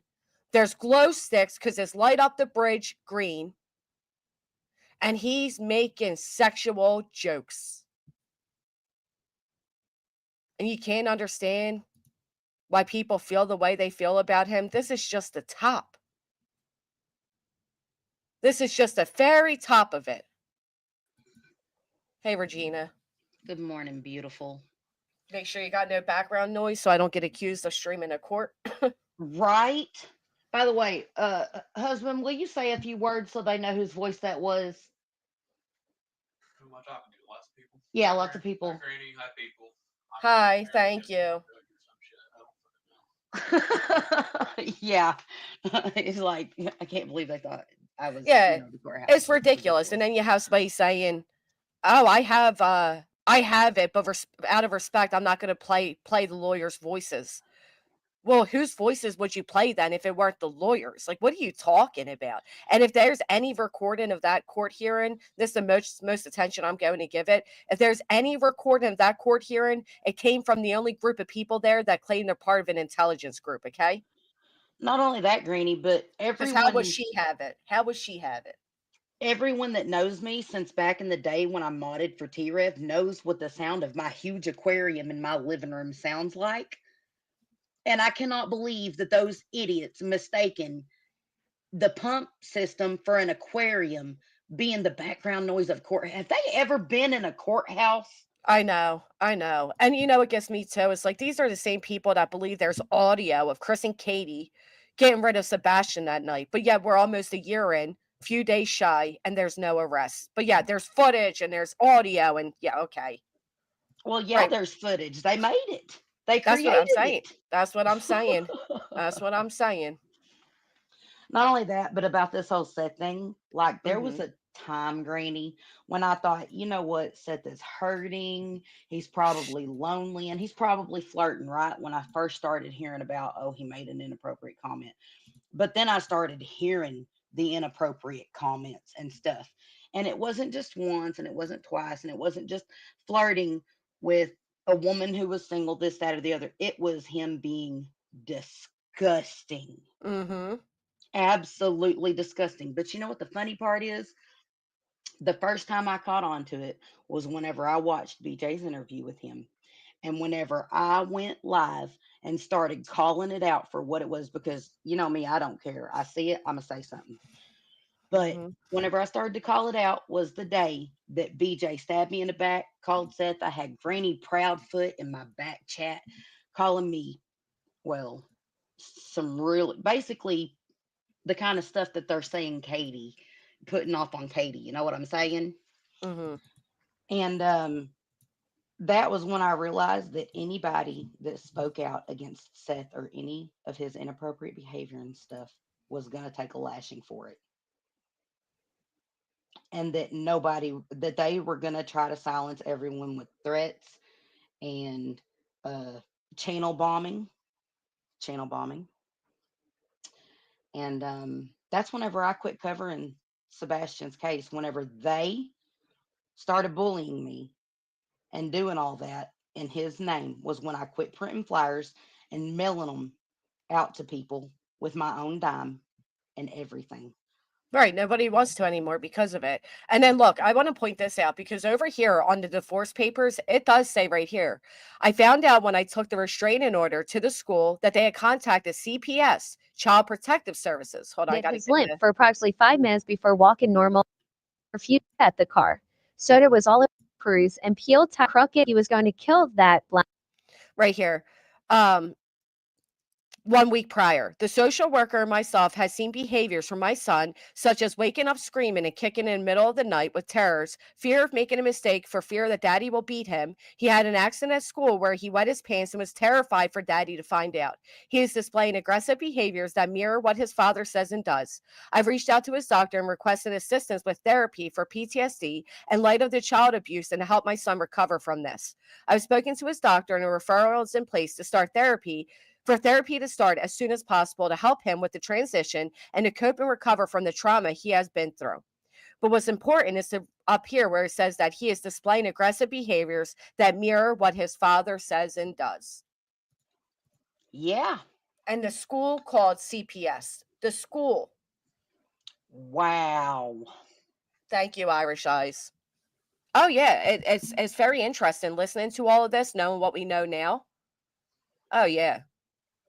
My neighbors informed me that during my duty days, they have seen Sebastian on multiple occasions coming outside the house crying and looking for his dad because he had been gone for long periods of time and didn't know where he was. They told me that they told my son to go inside and lock the door when this occurred.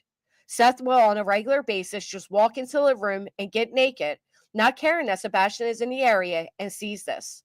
On several occasions, when Sebastian expressed stress or anxiety about our separation or his daddy's anger, he would respond by telling Sebastian that this was all because mommy doesn't want to love daddy anymore.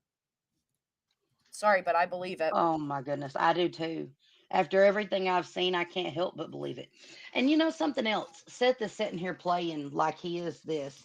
Oh, I didn't have any intentions toward Katie before she was 18 years old.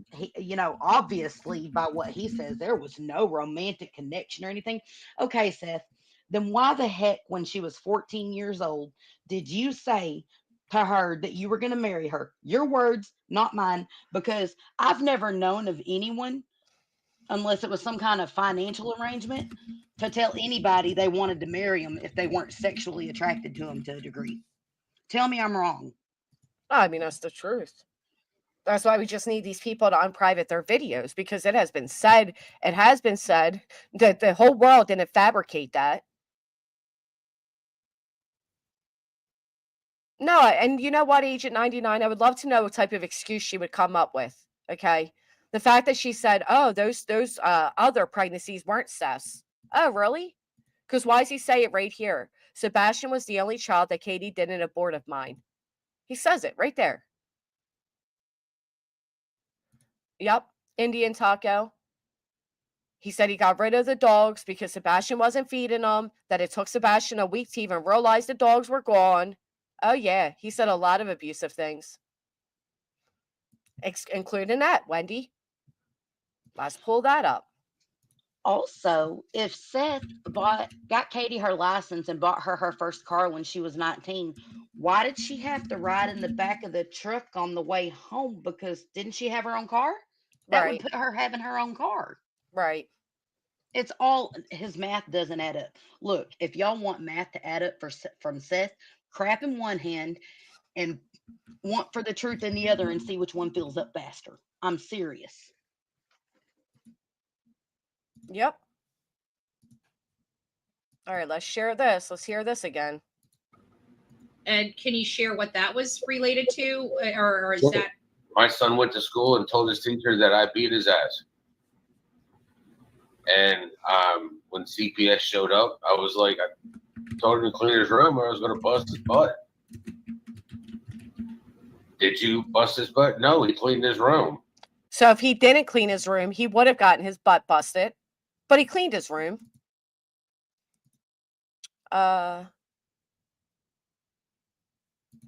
Wait, hold on. Yeah, I said it was sex ex-kids. Nothing about an aunt or uncle. She lived in Katie's dad's house from what she posted here in the super chat to Betty. KP moved out of her dad's house at 18 and she came to live with allegedly the aunt and uncle that he was renting a room from. However, Yada says Seth lived with Katie and her dad. Oh, here's the aunt. Betty, Katie knew Seth as a young teen. He lived at her dad's home and VB. She babysat for his ex. So when he says that he would go in to release duty of the babysitter, he's referring to he go into his own. So there's even more of a power dynamic now. Wow. Because he's not just a babysitter, he's the partner of the woman she is babysitting for.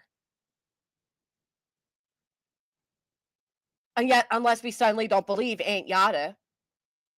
Well, not Right? only that, Right. Granny, She's but trying to he look was all the way down. obviously still having contact with her at 14 years old. And was Seth even still with that woman at 14 years old? Otherwise, how would Seth have been around her to say, I'm going to marry you someday, Katie, when she was 14? How did that happen if he wasn't still instigating something with Katie, if him and his fiance weren't together anymore? It makes no sense. Right. He knew her at 12.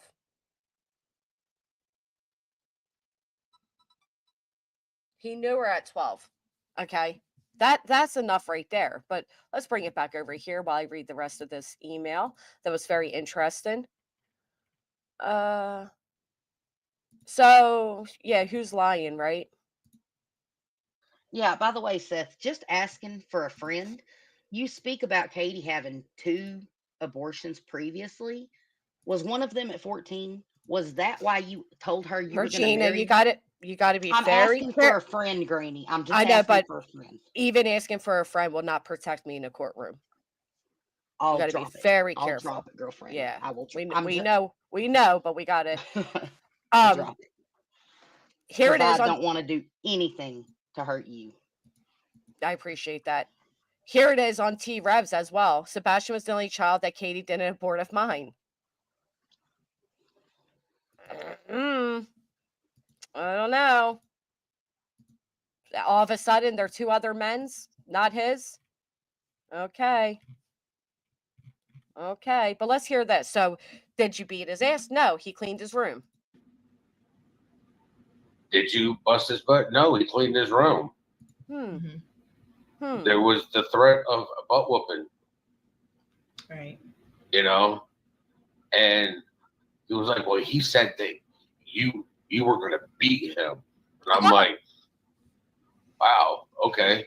So when he came home, I literally turned on the Mortal Kombat and I turned the blood action on.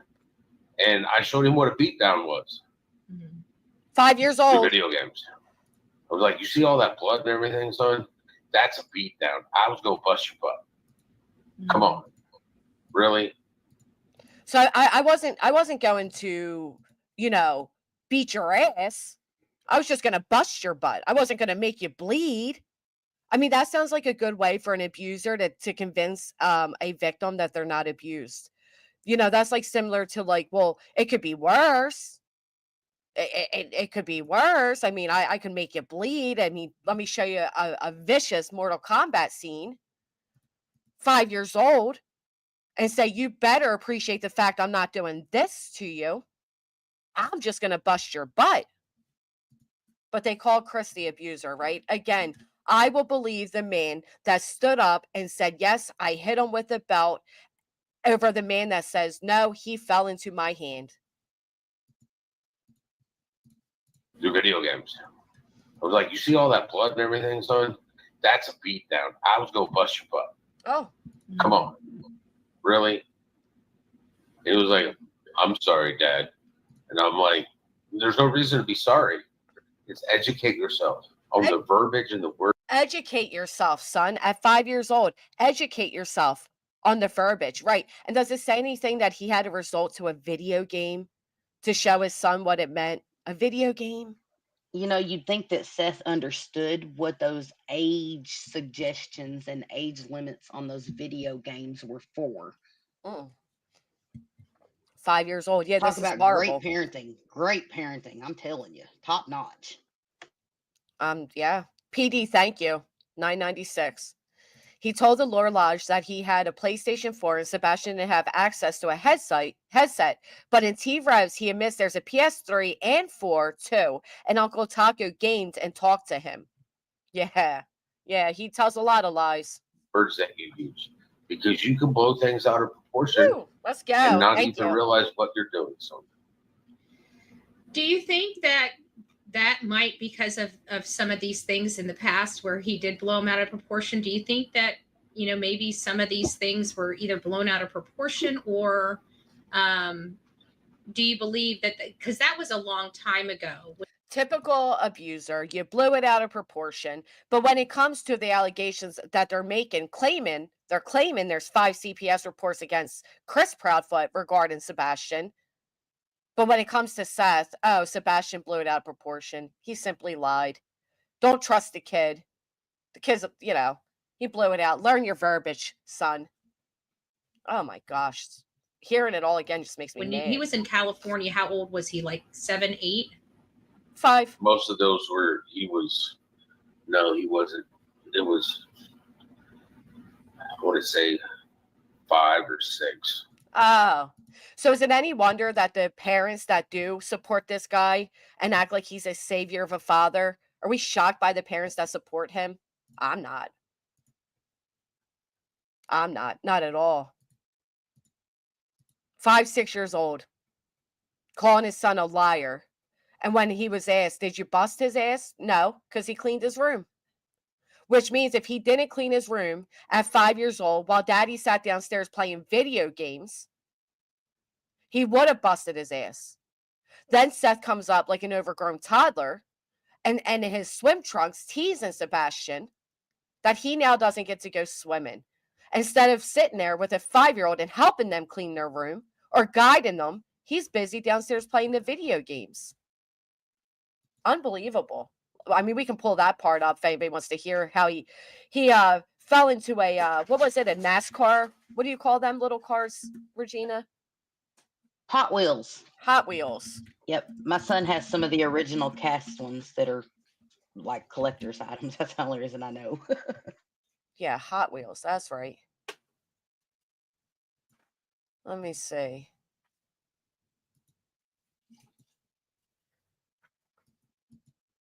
Or how about when he tells everybody Sebastian's first word was a curse word? Because that's cute, right? That's just the cutest thing I've ever heard. A curse word.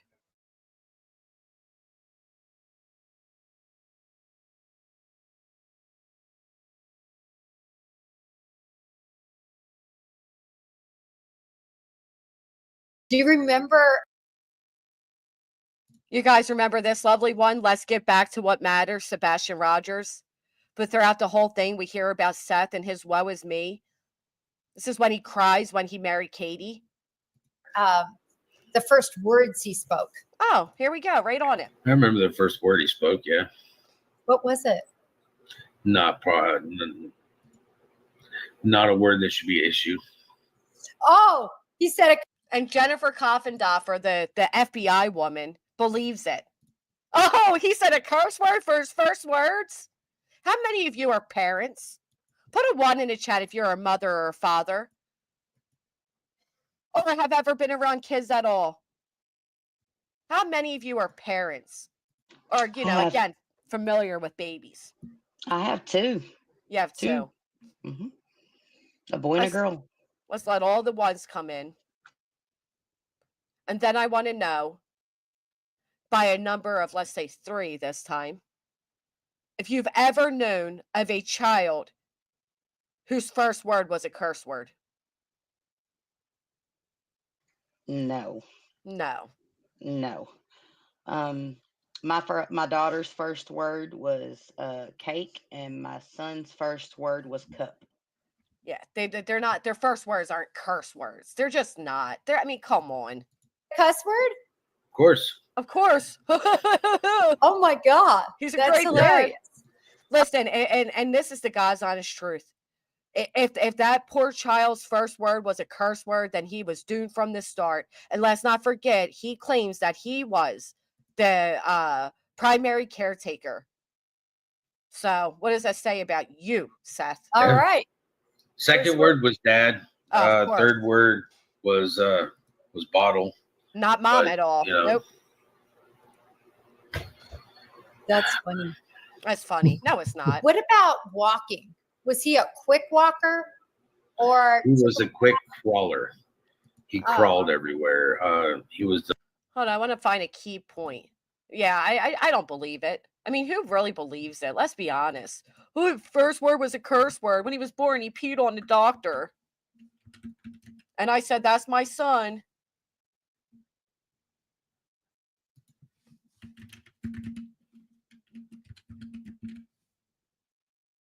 Let's see, right here. Another very interesting one everybody should hear. This is the man they want to present in a courtroom as the poor grieving father. They always leave off that he's a suspect, but, you know. well, we got to go clean him up and everything. And, you know, and as soon as they got him all cleaned up and they went to go put his diaper on and everything, he peed all over the nurse. I was just like, okay, he's mine. Okay, he's mine. Because he peed all over the nurse. He said, okay, he's mine. And then in another interview, yes, Gypsy, in another interview, he said he marked his territory. Marked his territory. Wow. That's the way Seth Rogers views women. If you didn't realize that throughout the video that was fabulously done by Breaking Chains, then you'll hear it throughout all of this. That's my son marking his territory, y'all. Yep. That's him basically hitting on the nurse, marking his territory. And that's when he knew it was his son. Because what, he was going to also grow up to disrespect women? You know, Granny, I don't think it's even necessarily the stuff he says. It's the fact that it's disgusting and he's proud of it. He says these things like he's so proud. I mean, how would he not be embarrassed for real? I mean, embarrassed. Well, I because would be he has so no embarrassed. tooth. This is who he is. This is what he is. He's a pig. It's disgusting. It's absolutely. Look, he You know, is.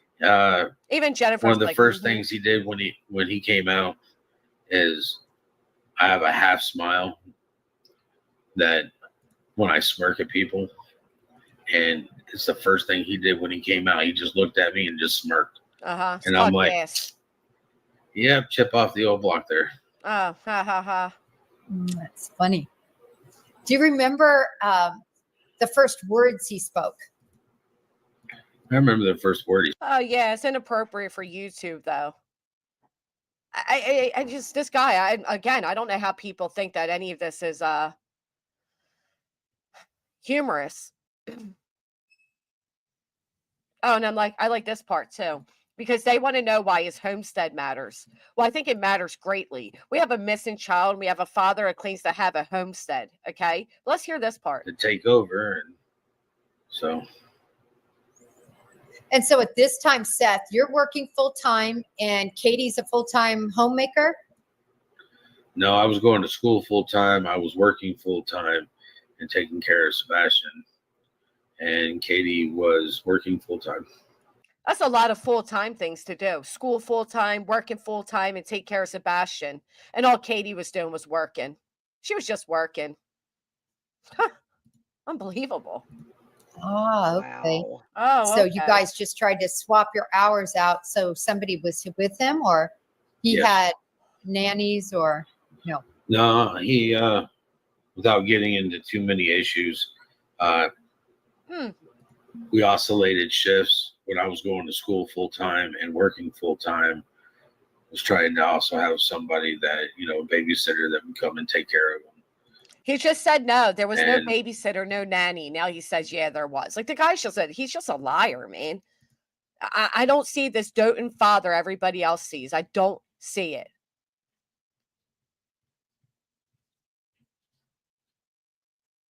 It makes me sick. I'm still waiting on proof. I'm still waiting on proof.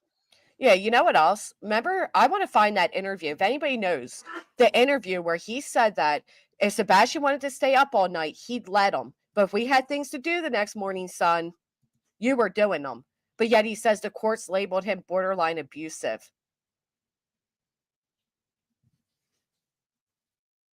I remember hearing that, but I don't remember whose stream it was on. Oh, yeah. And of course, we got this part, right? Let's not forget this.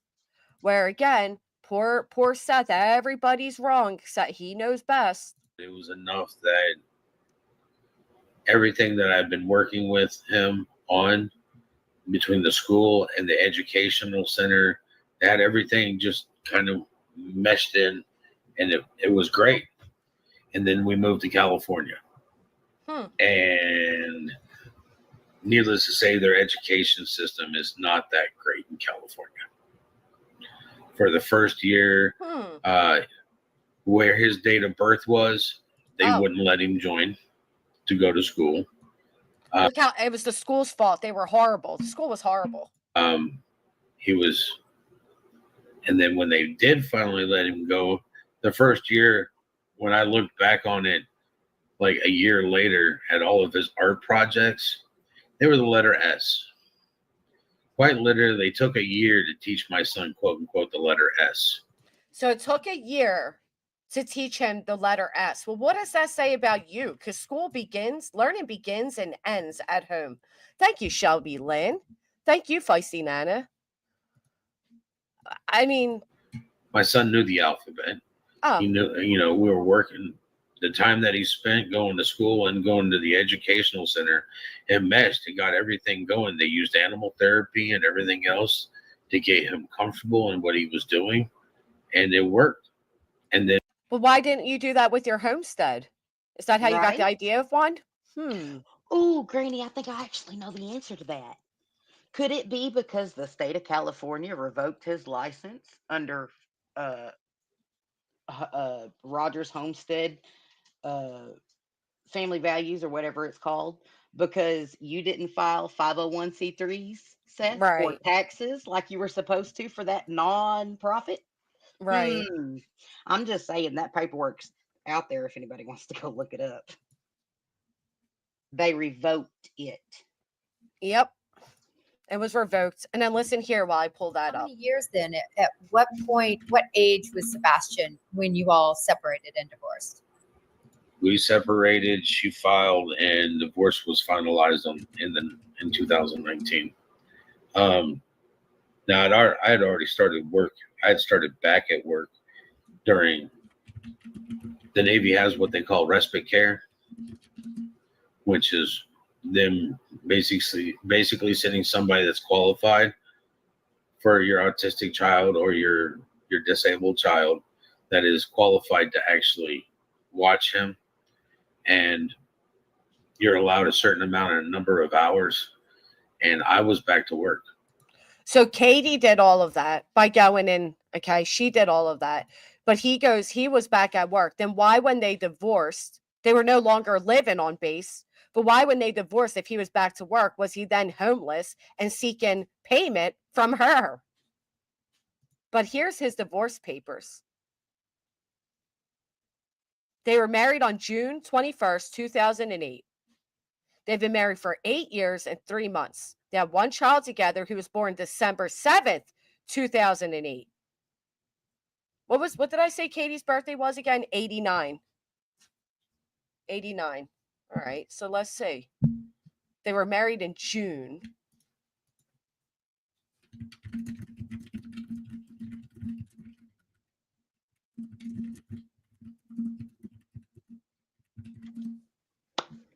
Granny's math's gonna math, I bet. What do y'all want to bet? Sorry, Granny.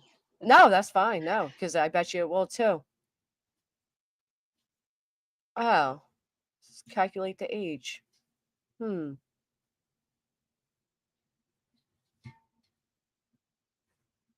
18. Really interesting. August. So Katie, June, July, August, she turned 18. So if August of 2008, she turned 2007. So then even when his math's still not mathing either then, when he's trying to say that she was 18 and a half when she got pregnant. Gestation is typically 40 weeks. Yeah, it still don't make sense. On August 29th and September 8, 2016, I turned into firearms I was in legal possession of to the San Diego County Sheriff's Office. I was highly aggressive in my mannerisms and I cursed and yelled at her, not a basis for a restraining order. My daughter was having a bit of trouble with letters in pre-K, so I brought an at-home reading kit. She knew her letters and was reading in a week. Don't blame the school, Seth. As a stay-at-home parent, you could have helped. Right. It always starts and ends at home. Hey, Courtney, good morning. Yep. You know what? That's a very good point. Why did Seth start the Rogers Homestead of Family Values in California for Sebastian for his autism When he if wasn't autistic then? he wasn't diagnosed? He wasn't diagnosed Like, as it. Right. No, the math does not math. Look, in a request for a DVR, Katie claims that on August 28th, I was being highly aggressive in my mannerisms and verbally watching her in her sleep, and I yelled at her because she's not willing to beat her son. Wow. Oh, and here's the story he told differently on the Lore Lounge. Or somewhere else. I forget where it was. What actually happened on this day is that I was having a difficult time with our son. He refused to do anything I asked of him. I asked him to clean his room and he replied no, and that he didn't have to listen to me or do anything I asked him to do. And he told me I should apologize for asking him to clean his room. Does that sound like something a 5 or 6-year-old would say? You should apologize for asking me to clean my room. I attempted to appropriately discipline him by sternly telling him that under no circumstances should he ever speak to any adult, let alone his mother or father, the way he spoke at me. After this, Sebastian ran downstairs to Katie, jumped in her lap, and started saying he hated me and he wished I would leave and never come back. Oh. After Sebastian seemed to calm down a bit, Katie got up from the chair she was in and walked outside, and Sebastian approached me and told me he loved me and wanted to live with me after all. Yeah, that's so believable. Wow. Mm-hmm. After this incident, I was very upset, but I was never violent in any way. Our neighbor was in the house, and she said something about being uncomfortable. I told our neighbor I was going to just get some coffee and go outside to be alone. When I did, our neighbor followed me outside and asked me what was wrong. She just said she's uncomfortable. Why would she follow you outside to ask what's wrong? I told her how I was feeling and asked her to just let me calm down and compose myself. At no point did I act violently toward her or anyone else in the house, and I never yelled at Katie because she wouldn't beat our son.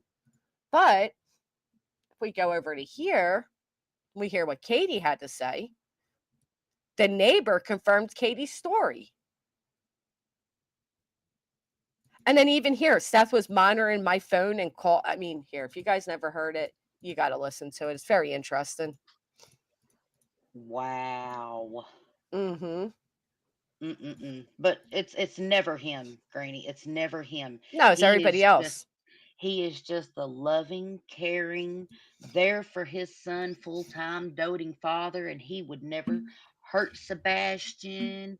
he would never make Sebastian feel horrible by the way he talked to him, and all the violence in the video games. And I mean, no, I mean, he's just a perfect father. How could any of this be true?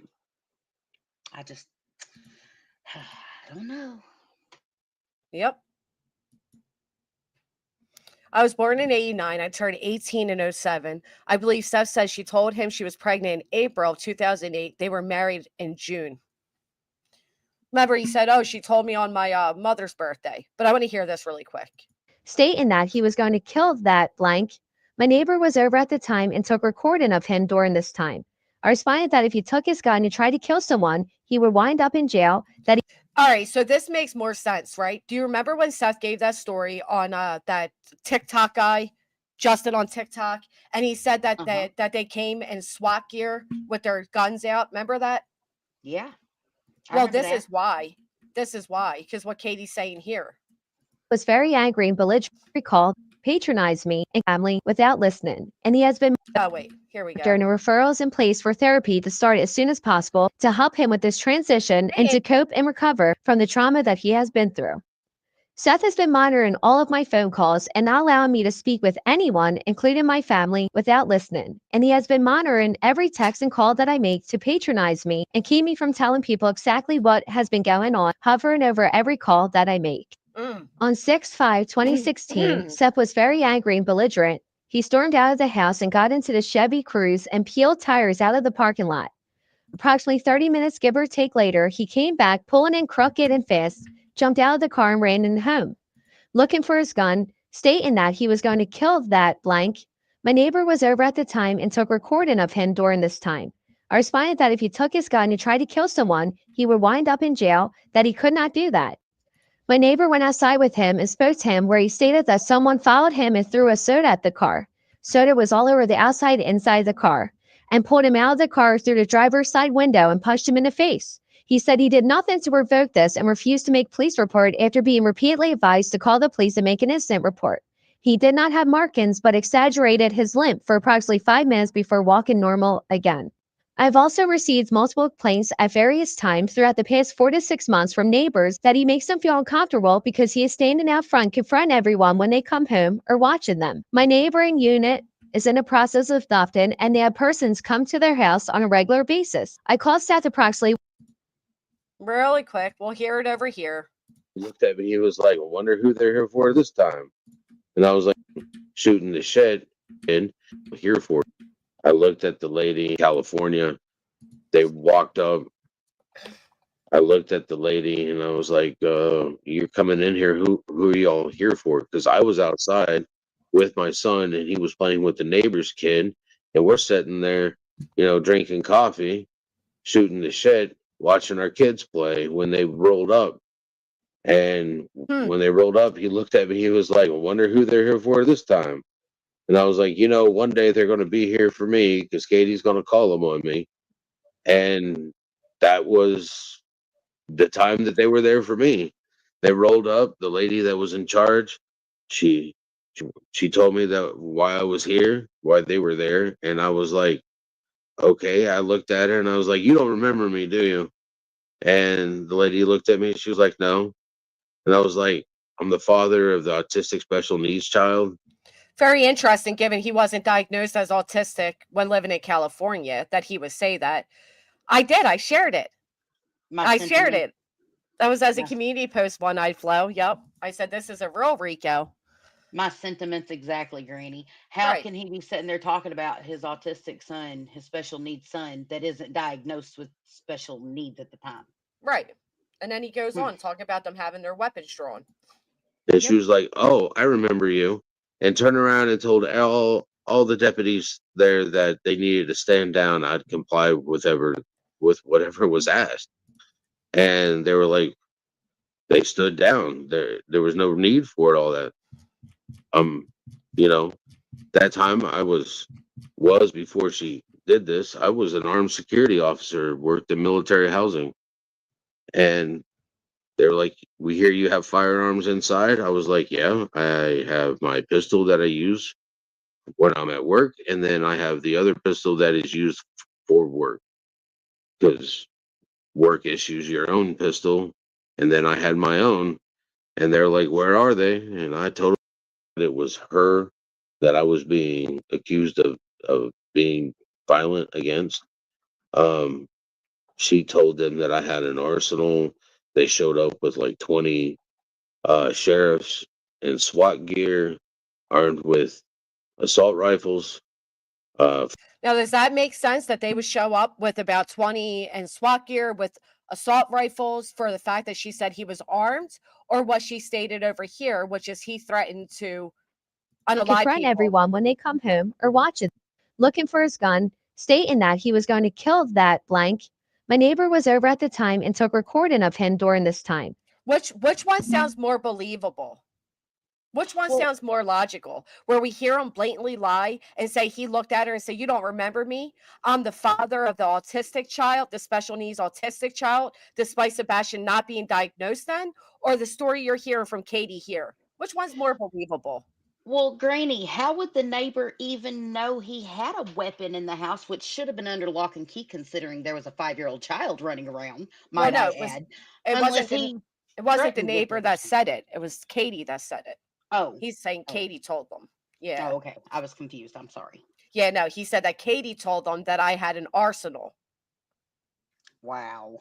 So it's very interesting, though, that, I mean, I did for this story, for what Katie's selling, I could hear or see them showing up in SWAT, but I can't see but the story he's telling, no, it doesn't make sense that they would show up in no, not at all. Not at all. Not even a little bit. Not even a little bit. And then she had videos attached to this. She had 3 videos. Was she saying the neighbor was recording? I responded that if he took his gun and tried to kill someone, he would wind up in jail, that he could not do that. Yeah. My neighbor went outside with him and spoke to him, where he stated that someone followed him and threw a soda at the car. Soda was all over the outside and inside of the car, and pulled him out of the car through the driver's side window and punched him in the face. He said he did nothing to revoke this and refused to make police report after being repeatedly advised to call the police and make an incident report. He did not have markings, but exaggerated his limp for approximately 5 minutes before walking normal again. That sounds like Seth too. We saw that with the shoulder. Exaggerate the shoulder. You're gonna want to get me taping this up. Oh, even in this interview that we just played, he at one point sitting there with the massager thing on his shoulder, like he's so injured. Mm-hmm. The guy's an actor, dude. He's an absolute actor. Right here.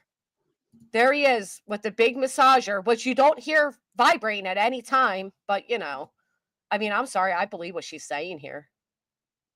I tend to believe it too after all I've seen. I just and then, like, why would Katie lie and say, like, there's been multiple complaints from different neighbors? My neighbor in this unit is process of adoption. They have persons come to the house, attach their pictures of our son left with bruises. Why would she fabricate all that, knowing that they could go and subpoena these people in and speak to them and find out that it's false? I'm sorry, I believe her. I hate the AI, but it worked. I've also received multiple complaints at various times throughout the past 4 to 6 months from neighbors that he makes them feel uncomfortable because he is standing out front confronting everyone when they come home or watching them. My neighboring unit is in the process of adopting, and they have persons come to their house on a regular basis. I called Seth approximately 1 month ago confronting a gentleman because he parked in his spot and telling him he doesn't care who the F he is, and that if he does it again, he'll take action to have his car towed or beat his ass. This was to a social worker there to check their home, and he knew it. Attached are pictures of our son with marks left by respondent. I certify under... I don't know. I mean, there are danger for SWAT to show up, right? And it doesn't make sense. And again, he told them, "Oh, stand down. You don't remember me? I'm the father of the autistic child." Like, it does read Steph's responses back. If you guys haven't heard this yet, go over and check it out. I know the AI voice is a bit difficult, but I tend to believe the person that has witnesses, neighbor witnesses. The school is a witness. At one point, Katie says the school witnessed him being abusive. So, and then we hear him being abusive. I mean, come on, we hear it. Well, I mean, you'd really have to apply the same logic to that, Granny, as you do with everything else you've come to find out about Seth. You had all these women saying Seth said these made me feel uncomfortable and did this and did that. And what we started actually seeing proof of it, and we were like, oh, now that's making sense. You know what I Right. mean? Right. Because he then started showing his true behaviors, like right here. This one. This was big. Right here in front of Beach High School. Hey, Ronnie. In front of my son's high school. Of course, it's me. Trevor Lee, you slimy little slime ball. Ho, ho, ho, ho, ho, ho. Seth, what's going on? Chloe, I asked her to step back because she was leaking stuff. I know you don't got me in the show yet, but she was leaking information. You are in the show. Oh, I am in the show. My bad. You are. Put a 1 in the chat if you don't believe that Seth really didn't think he was in the show. I know damn well he knew that he was on the air at that point. That guy was not new to panels. He knew. He wasn't new to panels, and he knew that he was on the air already, because that's the reason he started going off on Trevor Lee. Let's get real, people. Right. Let's get real. Right, and then try to play it off. Yep. You are in the show. Hold on. I figured I was still backstage talking to you, Smiley. No, you're in the show. You're in the show. Mic drop. No, it's called a hot mic, Smiley. Drop. Pretty much. Look at all the ones. Chloe leaked. Chloe gave the audio file to Trevor Lee, knowing full well that I would take the blame because I'm the person that does that. Oh, can I also point this out? I want to point this out to you all that at this point, we already knew, I knew via Trevor Lee that he was threatened, that if he came on my show again or showed another text of Tony Mathis's, that they were going to get him back, that they were blackmailing him. So Trevor Lee was not shocked when this took place because he knew that they were looking for a way to get him. So they did it by blaming him for leaking the audio, where thank God other creators come up and defend Trevor Lee, including Blue Gumballs over there, who turned around and said, no, you gave it to me and you told me not to release it until a particular date, which was the date that Chris was inside the courthouse for custody. So he tried to lie. And then when he said, because I'm the one that does that. Yeah, because you're a slime ball. Lee, knowing full well that I would take the blame because I'm the person that does that. And then I did my own investigation to find out where it was. You sit there and leaked it off the podcasters and everything else, and then wants to get all uppity because I won't let. Hi, Smiley. I won't let my PR person sit there and defend Chloe. Who the hell does Trevor think he is to sit there and tell somebody that's working for me to do something? Seth just sat there and said, because I'm the person that would take blame for that. Have you heard Seth own up to anything at all? Not ever? a thing. Nope. It's Ever? always been Katie. It's been the school. It's been Sebastian. It's been the therapist. It's been everybody but him. Yes. The what he was trying to blame for Chloe and Trevor Lee for is the audio of Chris that was leaked, where he's talking to Heather and he's upset after Seth tried to frame, was talking shit about them pretty much. Like he was in private vetting about it. Smiley, I'm sorry, hon. I don't know who you are, and I don't know whose profile that is, but it's not mine. I've been with Seth all day. So the reason Tony says that is because all day long, accounts under Seth's name and Tony's name, which they claim not to be them, hyped everybody up that they would be going on Smiley's that night. Smiley had more viewers than she's ever had because people were expecting them to show up. Then they just so happened to. Come on, it was them. I didn't say you were coming on my channel. No. Oh, look at that. Duper's Delight. Granny, the reason he said that is because Tony Mathis, in this live stream, there was someone pop in on the live, and Trevor Lee was in there, and it was basically the same background of the school with the trees. That didn't happen yet. Oh, it didn't happen yet? No, this is about them spending all day saying that they're going to be on the show tonight. That's why Smiley says, I didn't say you were coming on tonight. Oh, okay. I'm confused again. I'm so it's sorry. a different situation. Yeah, Okay. that happens a little bit in though, and it's obvious, right? Yes. Smiley, I'm sorry, hon. I don't know who you are, and I don't know whose profile that is, but it's not mine. I've been with Seth all day. Look at this. Granny, Tony is lying. I was a mod for Smiley at that time, and I double checked to make sure it was Tony. Of course it was. Question, can you know a child is autistic, but you don't get them diagnosed? Well, yeah, you could. I mean, you can have an idea that your child's, autistic, but normally if you sense that as a parent, you get them checked for it. So, I mean, you could, Yvonne, but it's, it's very unlikely. I didn't say you were coming on my channel. See? Somebody was out there saying that we were coming on the panel. See? That Tony said that we were coming home. We've been out here riding around all day. And it was Tony. Sin just confirmed it. It was. Yeah, that's what I was saying. They all day long they were telling people, we'll be on Smiley's tonight. Oh. Checking out places for searching and everything else. They spend all day checking out places to search, but not searching. Love that. Oh, okay. So I got like 6. And they haven't been back since to search. So The panel. That Tony said that we were coming home. We've been out here riding around all day. Oh. Checking out places for searching and everything else. Oh, okay. So I got like almost 1,700 people in here. See, Smirker's delight. And then she acknowledges that's why she has so many people. And he's smirking because he's like, yeah, we're lying right to you. Mic drop. Sorry about that. Duper's delight. It's not a mic drop, you idiots. You even know what a mic drop is? Good golly. Okay, so I want you to know. Look, he's Duper delight. I love Trevor. And Hey, I tell you what, I'm sorry. I thought he was a great person too.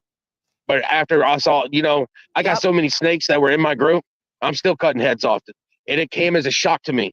It came as an absolute shock that this man, It's a shame that he actually opened up the cage for actual snakes to come in and got rid of the ones that weren't.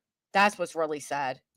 I can't even call him a man, that this individual would sit there and lie to my face and then sit there and put out lies to begin with. And now he want to go out there whenever I'm in a podcast or whatnot, and nothing about Sebastian. No, nothing about my son. All about Chloe and her little clique. When He's talking about him being on my panel. And he showed everybody the way that Tony and Seth were talking to him behind the scenes.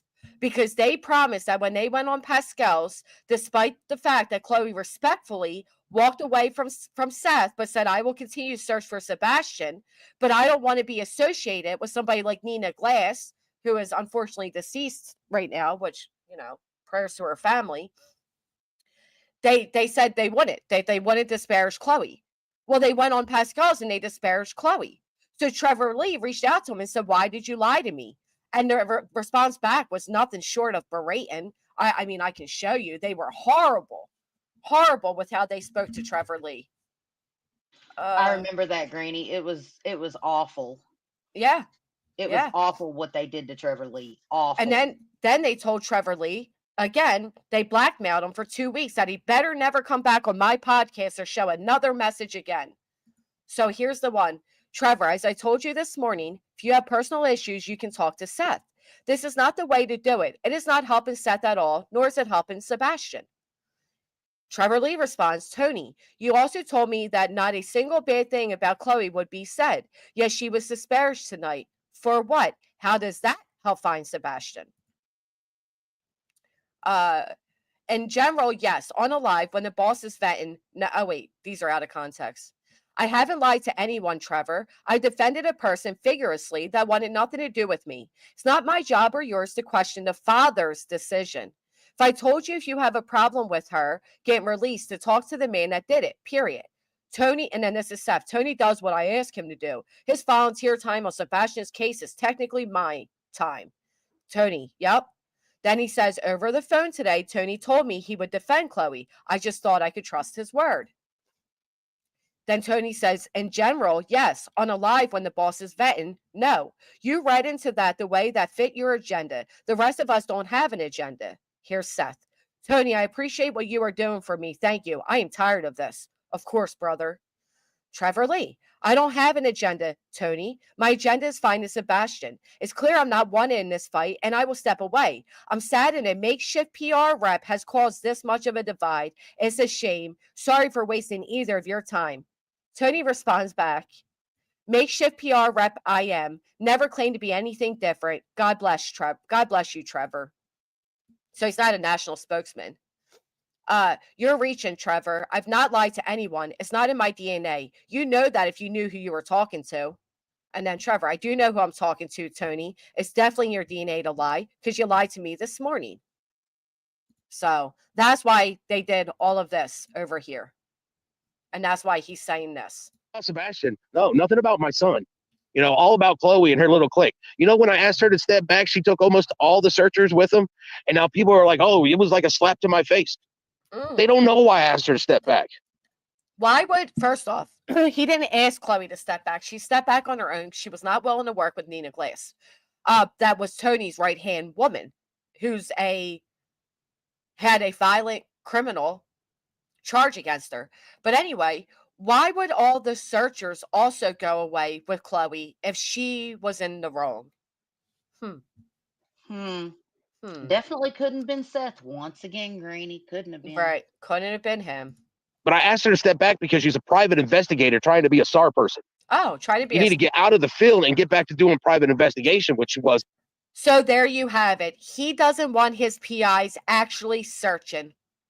And you don't tell Chloe what she is. She is search and rescue, and she is a PI. But he'd rather her be sitting back and doing what private investigative work at this point do you think is more important than actually searching? God, he makes me so. Wasn't doing. She wanted to vet everybody. Like everybody. Like, I want to know, what size foot they were when they were born. And it's like, I will accept help from anybody to find my son. And people are taking my good-hearted nature. And he had an actual registered pedo searching for his son. And then here's where the account named Chris comes up. That's the same trees in background, and everybody knew it was Tony under Chris's name at that point. That's what you were referring to, Regina. Yep, that's that's what I was referring to. Yeah, that's it right there. And just trampling all over it. And it's going to bring out the negative part of me that don't give a flying. Smile around and find out. Isn't he cool? It's going to bring out the negative part of me that doesn't give a flying. The negative part that sits on panels and pretends to masturbate. That negative part. But here we're going to see the real Seth Rogers. Here we're going to see, after watching this, I want you all to go back to Katie's divorce papers and tell me which one seems more believable. Me that don't give a flying. Oh, he's so cute, isn't he? Smile around and find out. You're pushing away everybody that's trying. Smile around and find out. Smile around and find out. What does that mean, tough guy? Smile around and find out. Huh. You're pushing away everybody that's trying to help you. Oh, I'm sorry. Is that him himself? You know where I'm at, Trevor. Why don't you just go ahead and step out of Chloe's house and come on over, boy? And I'll show you what a man does. And this is why Betty sits over there and accuses him of having an affair with Chloe. But listen to him. I'll show you. I want you all to remember the age of Trevor Lee and the age of Seth Rogers. And then keep in mind the age of Sebastian Rogers. Why don't you just go ahead and step out of Chloe's house and come on over, boy? And I'll show you what a man does. Oh, you're really helping find Sebastian doing this. Hey, why you sitting there changing your face? Hey, what? Can't spend the time looking for summer no more, right? You want to say where I'm at? You see where I'm at. You don't know what I'm doing. What are you doing? What? Can't spend the time looking for Summer anymore. Did he study Summerwell's case? The one very popular case of a child who has yet to be found? The fact that he even knew that. Ugh. Sorry. More, right? You want to say where I'm sitting there changing your face? Hey, what? Can't spend the time looking for summer no more, right? You want to say where I'm at? You see where I'm at. You don't know what I'm doing. What are you doing? He wants credit. He wants credit for sitting outside of his son's school, looking for places to look. Credit for that. What are you doing? What are you doing? Why are you on this panel right now? Don't you ever, and I will let this be publicly known. You, Chloe, your whole team. Trevor Lee said, why don't you let everybody know how many times I allowed you to call me and privately cry? Right, changing your face. What does he mean by that, Caitlin? Good question. Team does not have my blessing to use my name or my son's name to ask people to search on their property. Like you have a contract with me. I'm sorry, did we just hear in a different interview? Or actually, it was this one where Seth Rogers said he would allow anybody to help him find his son. I do believe so. But here he is saying you don't have my permission to use my name or my son's name to search properties. Like you have a contract with me. So for some reason, this man doesn't seem to appreciate people searching for his son. He followed. Sorry, go ahead. I expect nothing less from the man that sat there on the lore lodge just the other night and said that he didn't have his PIs anymore because they wanted to give information to police before they gave it to him. I mean, how was he supposed to go through it and see what he could get, he was going to give to the cops. I mean, Oh, did he say that? yes. So that's ironic because when I spoke to his tip line lady, she said similar to me. She said they want the tips first and then they backdoor them to the cops. I'm paraphrasing that, but yeah, that's what he said. Thank That's you, what Kinsey. he said. So he wants the tips first, just like JLR says now. He finds it odd that he led them so far away to search for Sebastian. Wow. Mm-hmm. Right, up to good. As he's searching for places to search and has never gone back to actually physically search. You have Tony Mathis saying that there's no reason for people to be searching around the home that Sebastian vanished from. And now you have him saying you don't have my permission, as if you have a contract with me. He really thinks he's running some type of I don't, maybe he meant his homestead. But he really thinks that people need that he thinks, I mean, he says it is his show. What happened? Yeah. Oh. He said Oh the my reason God. he got rid of his PIs was because they were giving information to law enforcement before they gave it to him, when he's the one that paid them and he just needed to go through it so he could be the one to give it to law enforcement.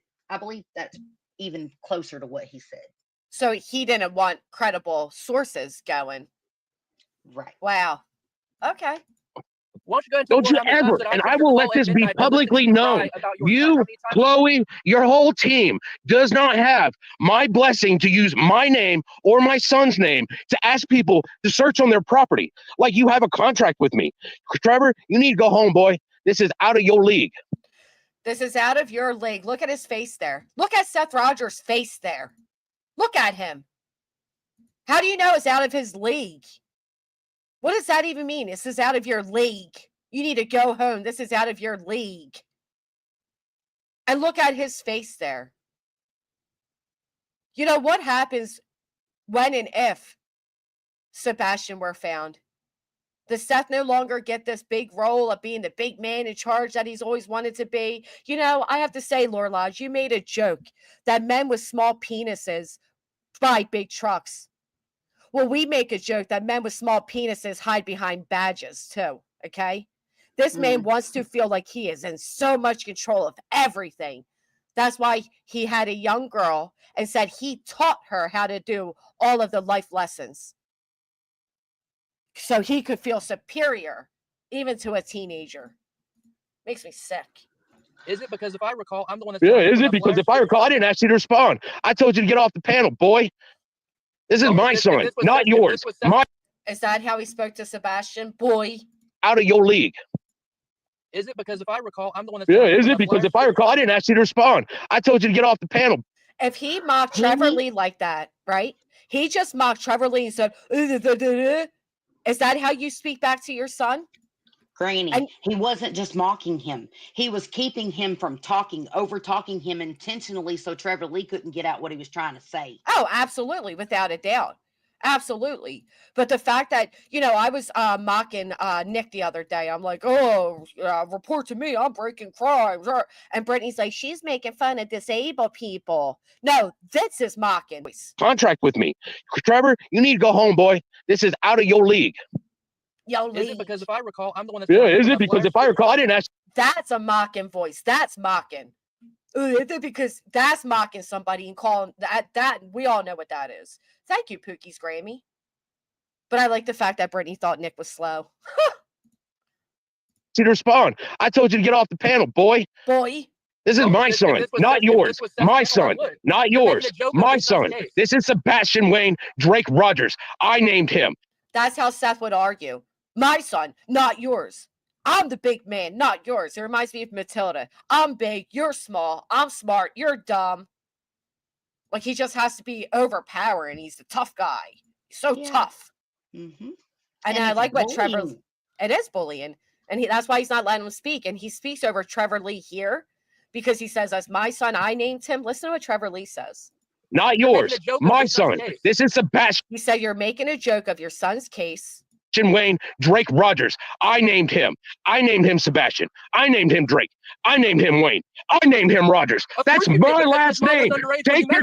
Of course you did, because his mother was underage when you met her. Oh, she loves this. She thinks it's great content.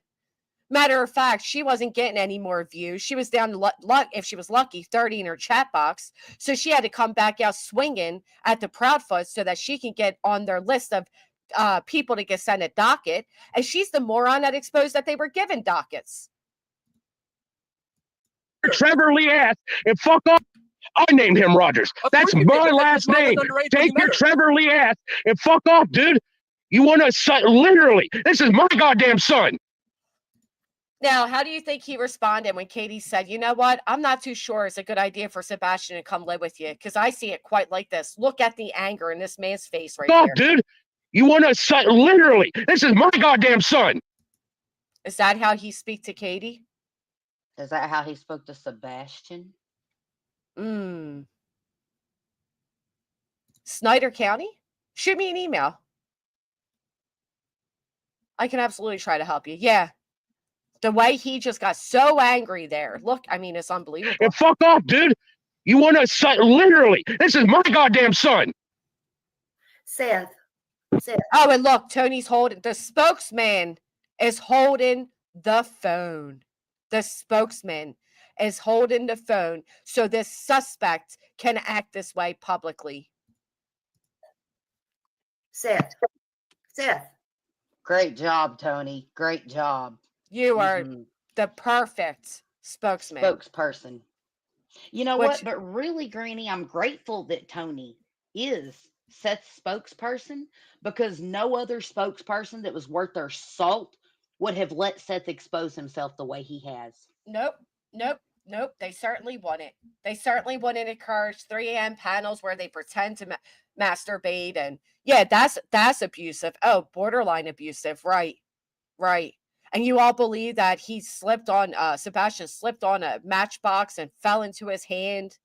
You all believe that Katie lied on every single one of those protective order papers, the divorce records, where she puts documented proof and video proof.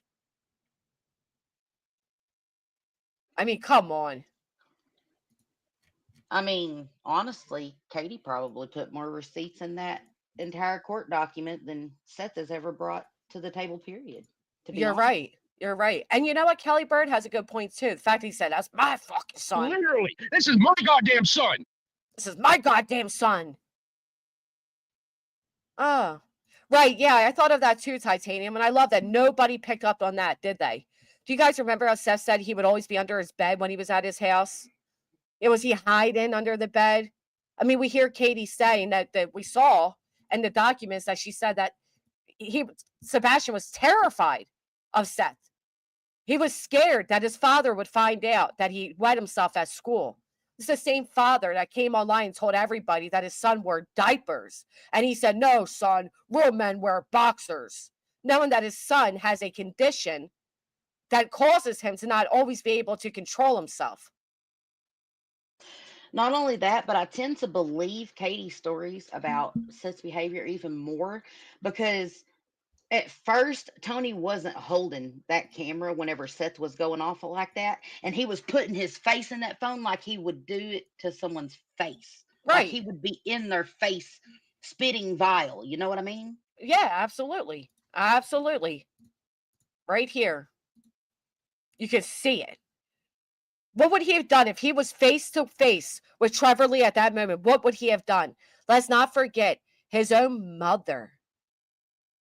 Seth Rogers' mother, Robin Rogers, said that she withheld information that Sebastian supposedly confided in her, that she made it sound like that he was being abused, and she withheld from telling anybody out of fear that her son Seth wouldn't be able to control himself.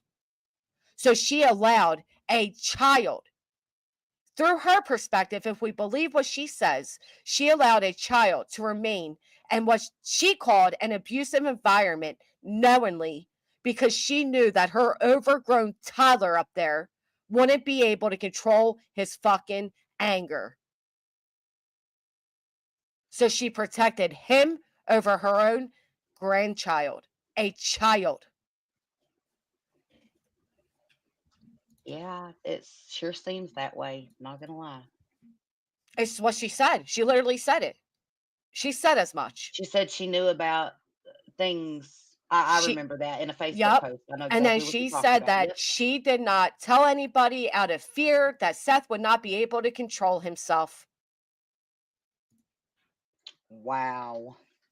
Right, Jen loves that. That's what I'm saying. Go again. We can go all the way back to that, like the bridge, where he makes that inappropriate comment about wanting to be between the women, and see all the people that were there, and then go to all the latest events he's held and see how many people aren't there.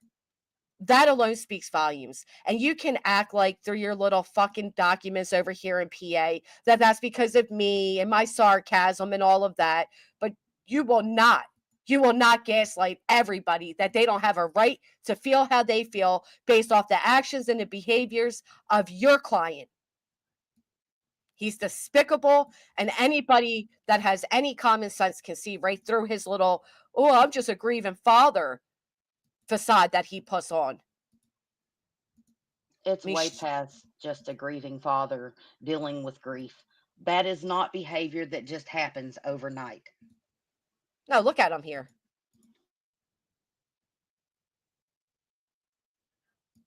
Oh, he's unbelievable.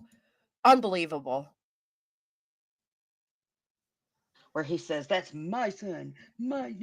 I mean, he just puts that camera in his face like he's actually in Trevor Lee's face. It's Right. disgusting. He was that angry through the phone. And again, I hate to keep saying it, but the only reason people allow this man on their panel is because his son is missing. They're not buddies. They're not friends. If it wasn't for that, Seth, nobody would even look your way twice. At this point, you're as much of a locale as your low suit is. Because you really think that these people really enjoy you and they find you so. You got for people like Brittany J sitting there cackling. Funniest thing she's ever fucking heard is you sitting up there being sexually inappropriate when your son, your missing son's avatar, is your avatar. When the topic is your missing son, and you guys sat up there for hours making the most inappropriate jokes. And I'm with Ahmed. This is what mainstream needs to cover. Cover this. Show this side.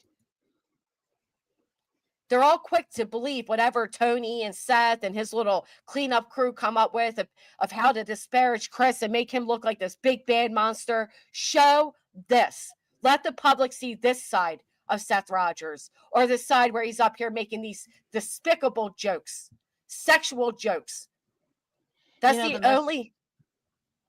The messed up part about it, Granny, is that as soon as Seth reached out to most of them, all they could see was the dollar signs. So because they were making money off of it, they let that man come up on their panels, not even talk about his missing son, do all that inappropriate behavior, and then they treated him like a freaking rock star. Yeah. Let's be real here. They have made Seth out to be a pop star of sorts. Right. They gave him the big head and the big ego. The man himself said it. I barely used my phone, and now I'm on it 24/7. Nashville has fantastic news. Her son's results came back negative for leukemia. That's amazing. I'm so happy to hear that. Thank God. That's amazing. That is amazing. And yes, Seth wears shorts because he's short, fat, and stumpy like his buddy Hong. That's the only way they can get them to fit around their waist. Unbelievable. I can't get over it. You're right. It was more important for Brittany J to have higher viewership that night than to keep the integrity of Sebastian's name. Again, she allowed jokes about him waking up wet and being confused. Yep. Yeah, he was so angry he mixed his name up. I thought so. He said, I named him Drake. I named him Wayne. And she thought that was just the funniest stuff ever when he was doing it. The funniest thing ever. You never hear her laugh like that, ever. But over here, right here, oh. Listen, It is not breast cancer awareness. I did not have pink taco. No. I shall not be watching. It's also funny. Bullhorn Betty asked where a good place to go eat was. It's disgusting. Something. Girlfriend alone. Oh shit. You better stop. They're gonna clip the hell out of that. Oh, they can clip something. It's not gonna make it any smaller, okay? I mean, like, that was the funniest thing ever. That was so funny. Right, until I heard Brittany laughing like that, I thought that pointed hat on her head was a dunce hat. But no, it turns out that, she melts when water hits her. I mean, Brittany thinks I fancy her cackling man. like a witch. Yeah, I find men who don't work, who don't schedule a routine, who don't take care of their kids, who come in asking why there's 2 bags of fast food but none for them, and scream that other women are whores and have nothing to offer their kids. I find them to be oh so fancy worthy. Yeah. Uh-huh. Why would they ever consider allowing Sebastian to live with Seth? Was Sebastian's behavior so out of control they just didn't care? I don't think it's about not caring. The fact of the matter is, Seth was asked a year prior to take Sebastian. Seth himself said that he'll give him another year to get his shit together, which means to me that Sebastian going to live with Seth was supposed to be a punishment. Wait, at what time is a parent supposed to wait on a child to get their act together before they can parent? I'm confused, Granny. I'm Right. so confused. Right. Isn't the parent supposed to have their crap together so that they can parent? I mean, or am I just confused in the head about all that? Well, not only that, but let's look at it in perspective, right? You have this man coming out here now claiming that, there was all this abuse going on, and they allowed, she allowed my son to be around a registered RSO years ago, and she allowed him to be SA'd by another child, and allowed all these horrific things. But when he was put on the spot and asked to step up as a father without courts intervening, just asked to go ahead and be a father, his response was, I'll give him a year to get his shit together. So this man that claims that they were all so horrific, that Sebastian was being so abused, matter of fact, he stated on one of these many interviews or podcasts or whatever, that Sebastian said to him that he doesn't think that Katie and Chris even like him, yet he never, ever went to take custody, even when offered. Oh, Granny, you must not have watched the Lore Lodge's train wreck that they call an interview, or the butt kissing they call it. No, I didn't watch it, and I wouldn't watch it. Well, And let me Sparks and tell you Sparkles, something. there's a big difference between a 5 and 6-year-old and a 15, 16-year-old. Well, let me explain something else to you about that little calling the cops on Katie's mom because she was an RO and Sebastian was around her. The reason, and this is from the interview with the Lore Lodge, the reason Seth called the cops on Katie about Sebastian being around Katie's mother is because Katie wouldn't buy him a plane ticket to go to. Right. It was okay when Seth was going to be the one going with Katie to take him to a situation where there was a registered offender, But whenever Seth couldn't go and be a part of it, then he had a problem with it. Well, and the thing with that is too, because I heard again the snooze and panel over there when Jay was replaying them make comments about if roles were reversed and if he was the primary breadwinner and he said, I'm not buying you a ticket. Well, here's my question to that. I thought he worked full-time and was a full-time student. I thought Katie did the bare minimum. So why would he need Katie to buy him a ticket if he was the big provider? Remember, a man only has 2 jobs. 2 jobs. He's the provider and to get them pregnant. Well, obviously she left because you weren't doing one of them. Right. Why would she want him to go? And then they want us all to believe that Katie was already cheating on Seth back then with Chris, but now they're trying to make it a big deal, like, oh, she must have been having an affair and blah blah blah blah blah. If I was ever, and I know Brittany, you can relate, sweetheart, thinking I want your man, but if I was ever in a position where my man said to me that I need to pay for his ticket for him to come along with me somewhere, I ain't taking his ass either. I No, wouldn't take him. Mama Pie, not yet. Why didn't he buy his own damn ticket? Mr. Breadwinner, full-time student, full-time worker. That's an excellent question. Right. They I have bet no we never proof. get an answer, though. I bet we never get an answer, though. Well, and why are we just hearing about this story now, too? You know what I mean? Like, again, you're on a channel that's supposed to be massive, that had all these views, and you spent more time focusing on Katie, your ex-wife, than you did your son. How many of you walked away knowing more about Sebastian? How many photos of Sebastian they put up on the screen? Did they put up his missing flyer? I didn't watch the shit, nor will I. So I'm genuinely asking, how much focus was given to Sebastian? And why did it take them almost a year to come up with these answers? 0. Wow. Why am I not shocked? It takes time to fabricate stuff, Granny.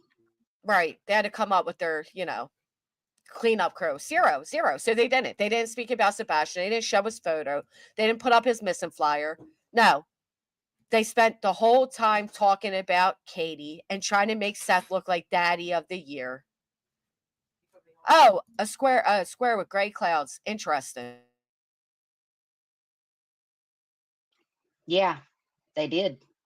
They had 2 open spots, 2 open spaces where they could have put Sebastian's photo, and he was nowhere to be seen.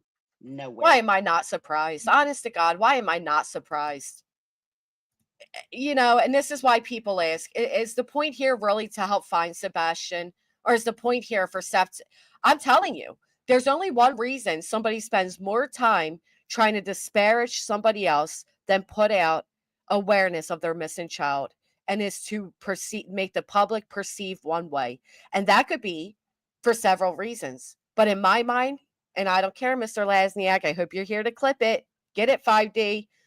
In my mind, is because if and when the day comes that the cuffs are slammed on, you already have the people behind you to say, wait a minute, as this chatter wrote the other day, you spent over a year disparaging Katie.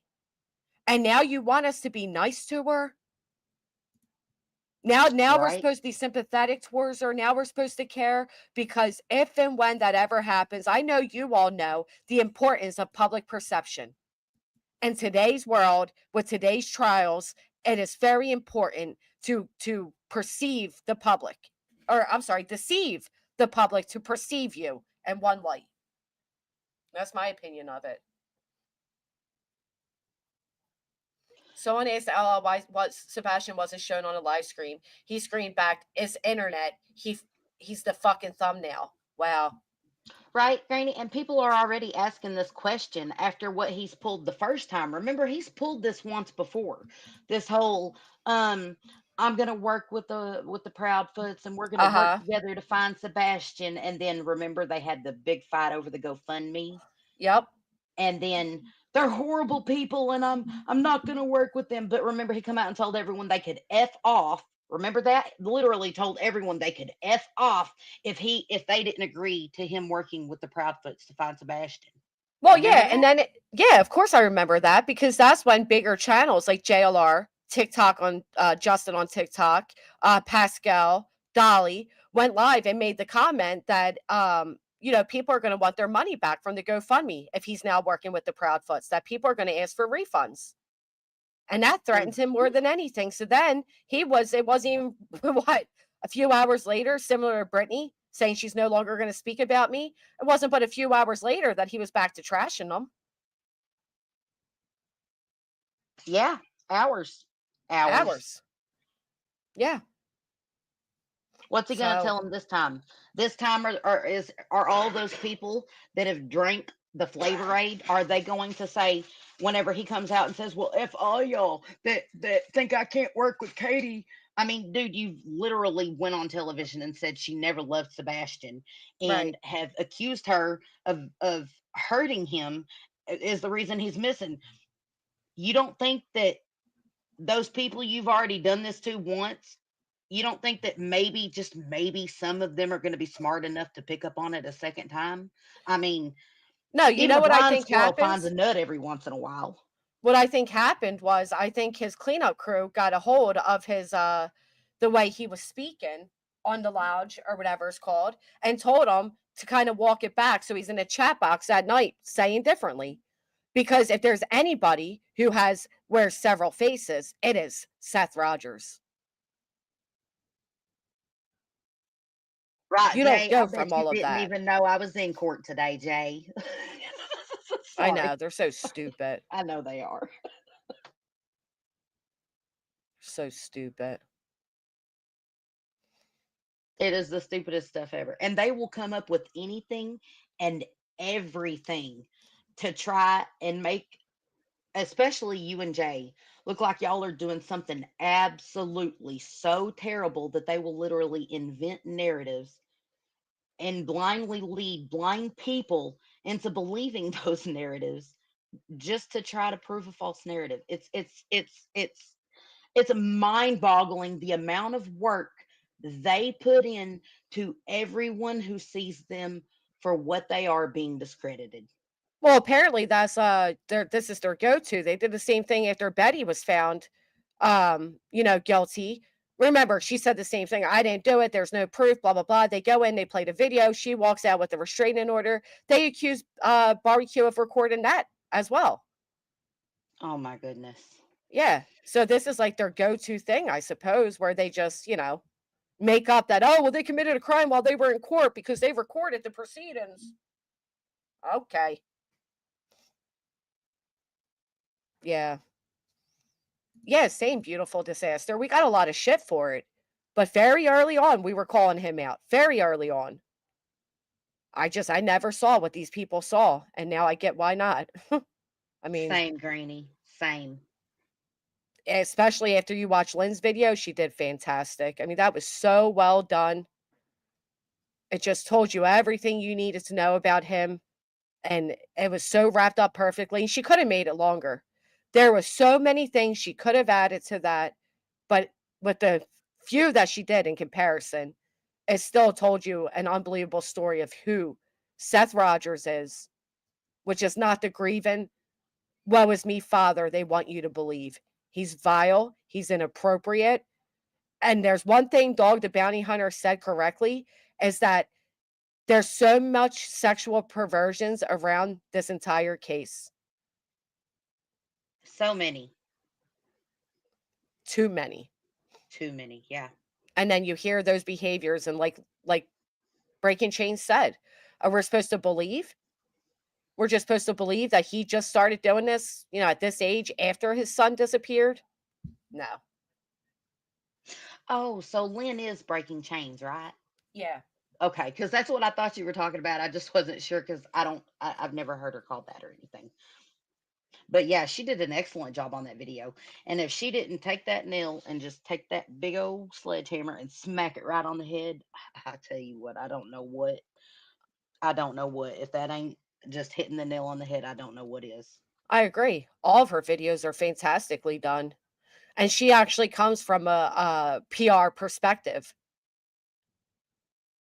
Yeah. And that's what makes it all the more interesting is like she said, the PR person in me wants to tell you just to shut the F up. That's what blew. Don't worry, I got it. That's what that's what Tony should be doing, but instead he's encouraging all of it. He's up there holding the phone for him. He's up there speaking for him. Oh, we're going to blame Katie and say, oh no, Katie was inappropriate. Yeah, because a minor is the one that's responsible for inappropriate behavior. Right. We're going to blame the kid. Yeah. Yeah. We're going to blame the kid. That's always the right way to go. But Regina, I appreciate you coming up. I'm going to wrap it up. Thank you so much, Granny, for having me. I think you're doing fantastic. I think it is very, very important because, even with me, Granny, I didn't see all of the red flags at first because I wasn't watching the right places to get the information that I needed to see. And I just want you to know I appreciate what you're doing so much because it is very important to have an unbiased opinion in a case. And I know that even though you're going through all this legal stuff, that you're keeping it real 100. And I just want to say I appreciate that. Thank you. I appreciate you appreciating that. I'm not going to let these people. They're not going to tell me that I'm not allowed to have an opinion on a national level case because it doesn't fit the opinion they want me to have. Nope. And I respect you for that. And I know all of us here are still going to keep standing with you, Granny. But I do think that things are going to go in your favor just on sheer principle. You know? I hope so. So God bless you. You have a You as well, day. Regina. Thank you. Bye-bye. Bye, Mr. Courtroom Regina's husband. Jay said, bye, Mr. Courtroom Regina's husband. Freaking people. Bye. Bye. I love the fact that they're like, out of respect for the attorneys, we're not going to play their voices. Then whose voices did you play? You. And you know what? I'm telling you right now, if there's a video of the courtroom, they better be careful because you ain't going to frame us. We got all of that everywhere. Filed this case from the beginning, and Bush's to me, Seth is abusive, in my opinion. Perhaps Sebastian isn't Seth's. I definitely think he is Seth's. He looks just like him. He looks just like him. But I want to show you guys something really quick. Don't go just yet. I know you guys saw that thing on the docket from the judge. That was old. That was just like putting on there that we had the hearing. But this right here, I thought was so important. Give me just a second. Don't leave just yet. Here it is.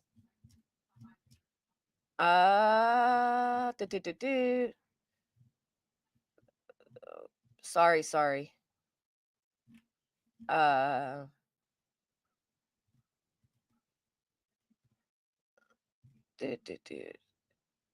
here we go. I want you guys to remember this because this was so well done.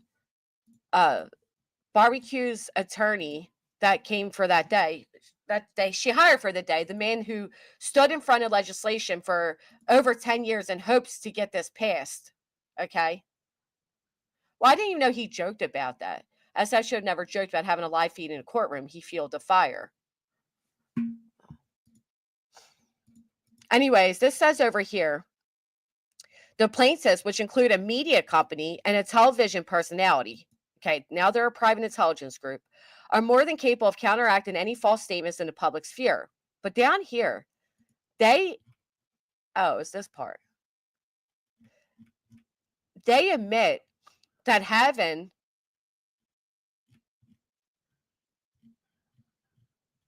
where is it? They basically admit that by having their dog the bounty hunter and, quote unquote at night, that they made the attention on Sebastian's case reach national levels and within a week made the attention tenfold what it was. And that's important to remember because when talking about a slap suit is to stop you from speaking against issues of public concern. Well, Sebastian's disappearance reached national levels.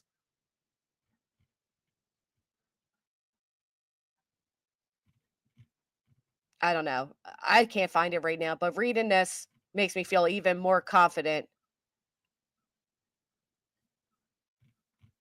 that the judge is going to see through what they're doing.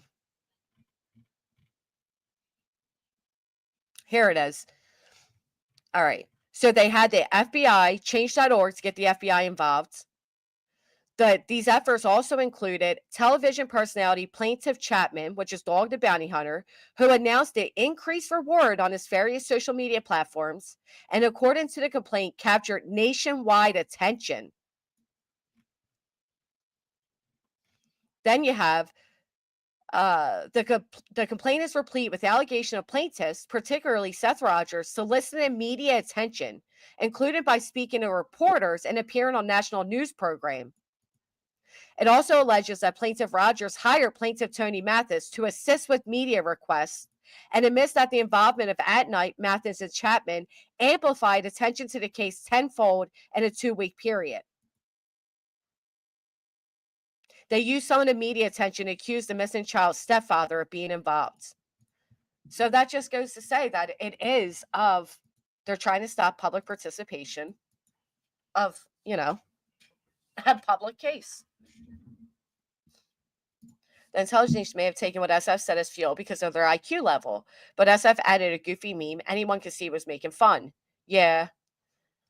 I mean, it is what it is. The fact of the matter is these people have no sense of humor, so you can't make fun with them. The only time they find anything humorous is when you're being, I guess, supposed sexually inappropriate, like we hear over here. They find this to be absolutely hilarious. Clip the hell out of that. Oh, they can clip something. It's not going to make it any smaller, okay? So apparently that's the only time they have a sense of humor. You know, I guess we got to talk and speak like them. After all, Nick has the power to put you in the Me Too movement and the power to take you out. Anybody else wondering why they needed this type of cleanup crew to come along? Well, I think Lynn's video right here tells us why. So again, here's the link to the video. If you're not subscribed, if you haven't seen it, go give it a thumbs up, give it a view, give a subscribe. I appreciate you all being here with me this morning. If you haven't, would you please consider hitting the thumbs up on your way out? We are ending the poll off at 1,144 votes. I appreciate that.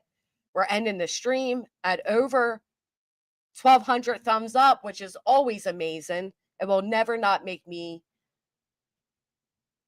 what would be the word? I don't know. Appreciate the fact that you all come in, you hit the thumbs up, you show your love, you show your support. Members, chatters, it doesn't matter. It means, where the hell have you been, SS? I just said the other day that I haven't seen you in so long. So it feels. I'm sorry if Breaking Chains video triggered any of you. I know there's a lot of women. You know, we know that men can be this way, but when you hear women making allegations like, oh, that's true. Making allegations like, oh, she was fast, and that's putting it lightly. Or you got Betty over there saying, where's her Lewinsky dress? I know it just irritates you the way it irritates me. The fact of the matter is, no matter how much they're trying to disparage Katie because they don't like her, and I don't give a shit if you like her or not. Despite Betty's beliefs, I am not tied to the Proudfoots. I'm not close to them. I haven't spoken to them in months. I'm not a spokesperson for them. I'm not anything to the Proudfoots.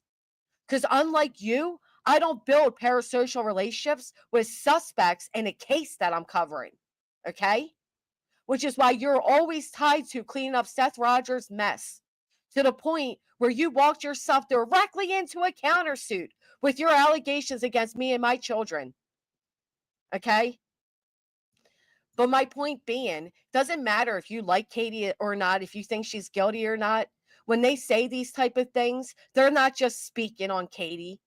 They're speaking on every single child that has been a victim of sexual assault. And I'm not going to play it down by calling it SA or any of the other little fancy words so that we don't lose a few little dollars in ad revenue. It is sexual assault. It is grooming. It is rape. It is gross, and it happens every single day. And remarks like that, keep it going, and you allow it by making those type of comments. Was she too developed for her age? Well, she came on to him. Well, she lied about her age. Well, she was wearing short clothing, so she was asking for it. How unbelievably despicable that in 2025, you have people making excuses for that type of behavior. Not just excuses. Some people are writing books on how to get away with it. But as women, and especially as mothers, to sit there and accept that answer and believe it and eat it up because you tied yourself so closely to Seth Rogers that you refused to open your eyes, shame on you. And that's why we play Not Like Us, because you people will never be like us.